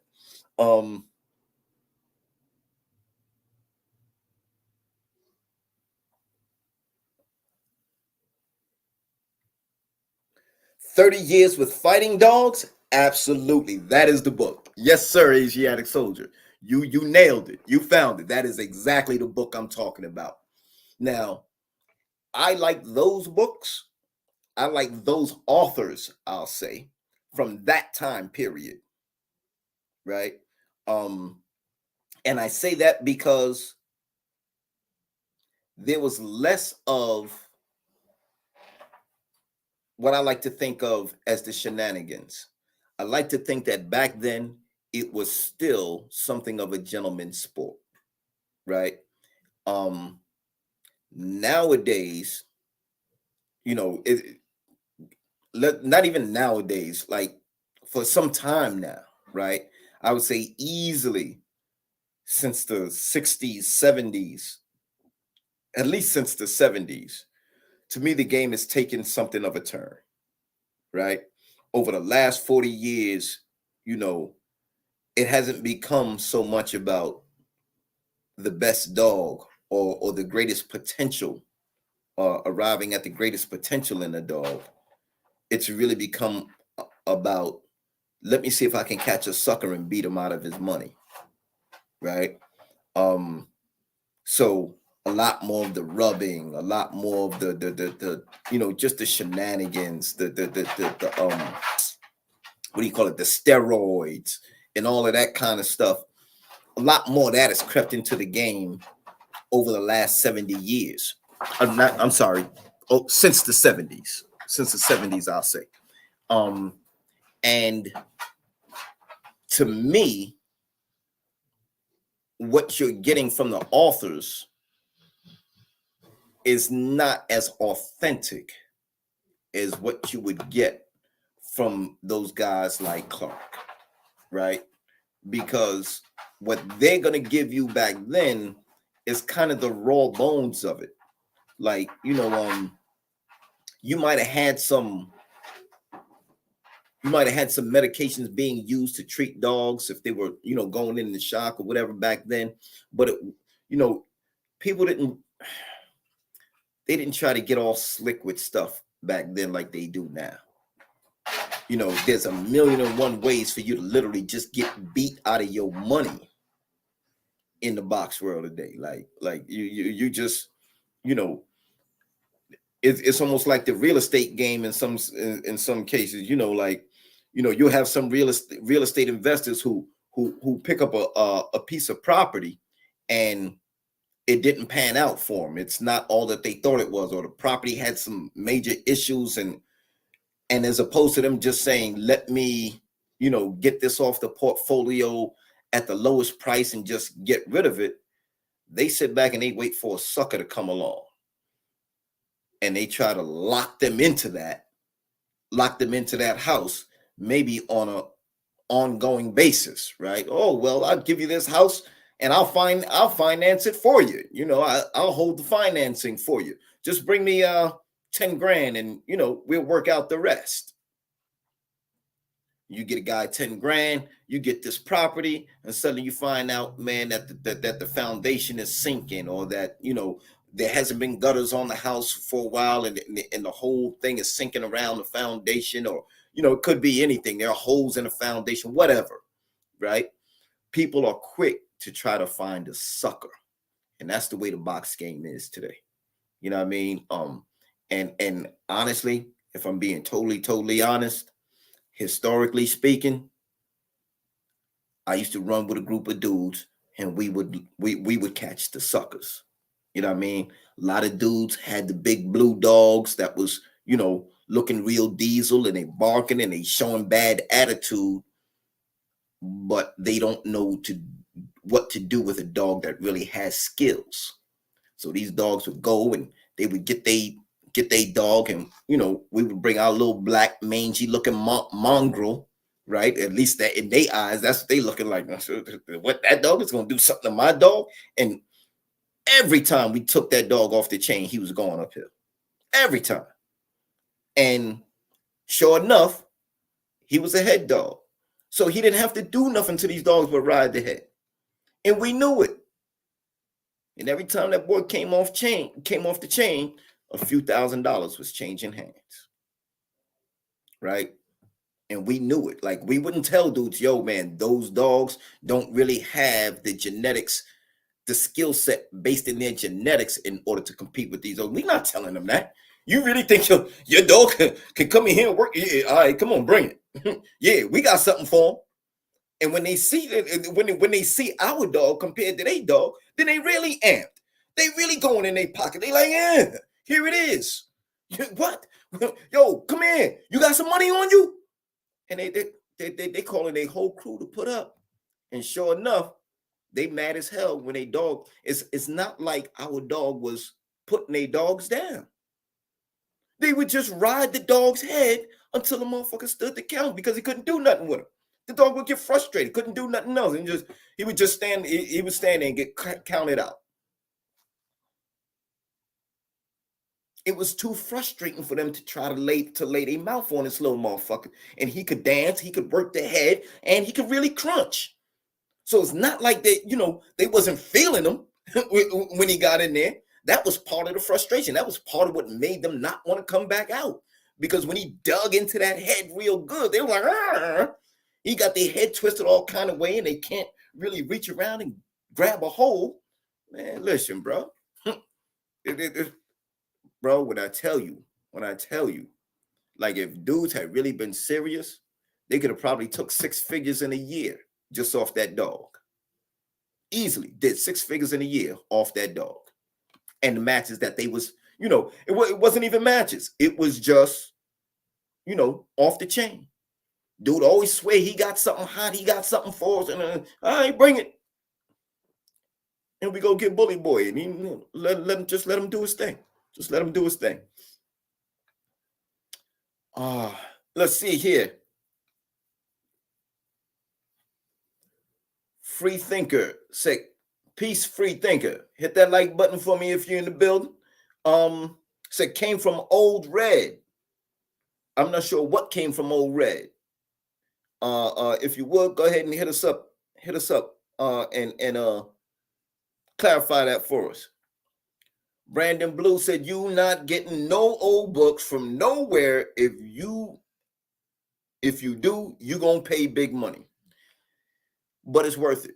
If you really trying to get some insight and education as to how things started, what it was like, and what needs to be done, I think 30 Years with Fighting Dogs is an excellent book. Excellent book. And yes, Asiatic Soldier, the author's name was George C. Armitage. And the dog was Clark's Tramp, if I'm not mistaken. The author was George C. Armitage, and the dog was Clark's Tramp.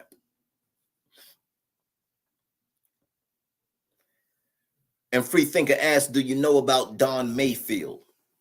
I'm going to say no.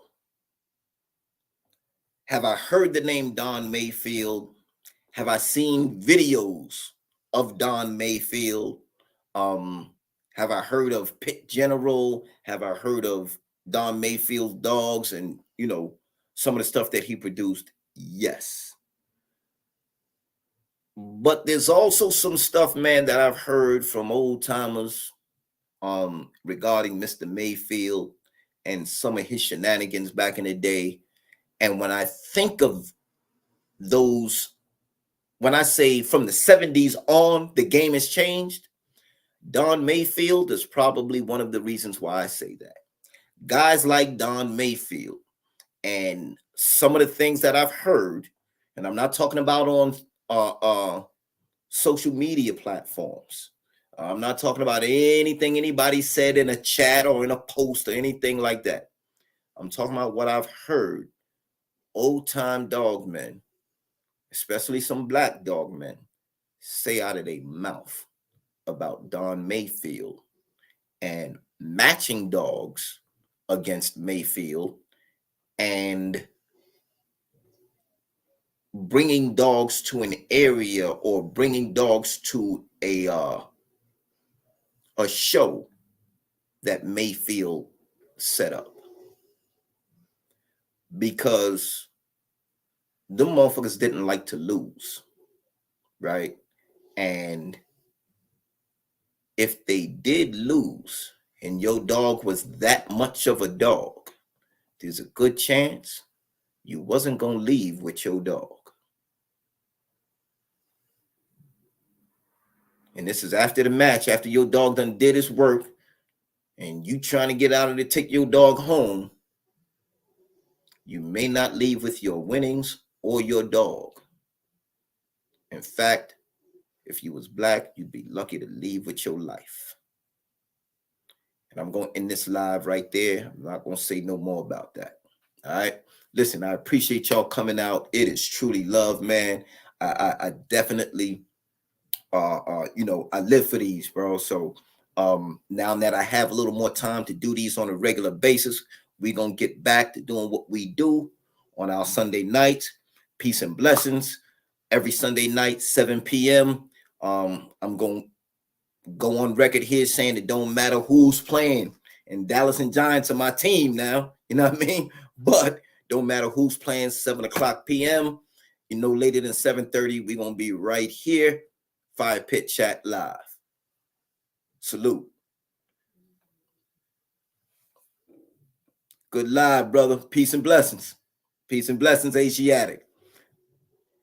And again, I want to thank everybody who came out. Free Thinker, Brandon Blue, Pump 17, Asiatic Soldier, Inquisitive Jen, Curtis McLean, Rob Keener. Y'all know who y'all are, man. Everybody that came out, man. Definitely appreciate the love. Let's do it again next Sunday. Salute and see y'all there.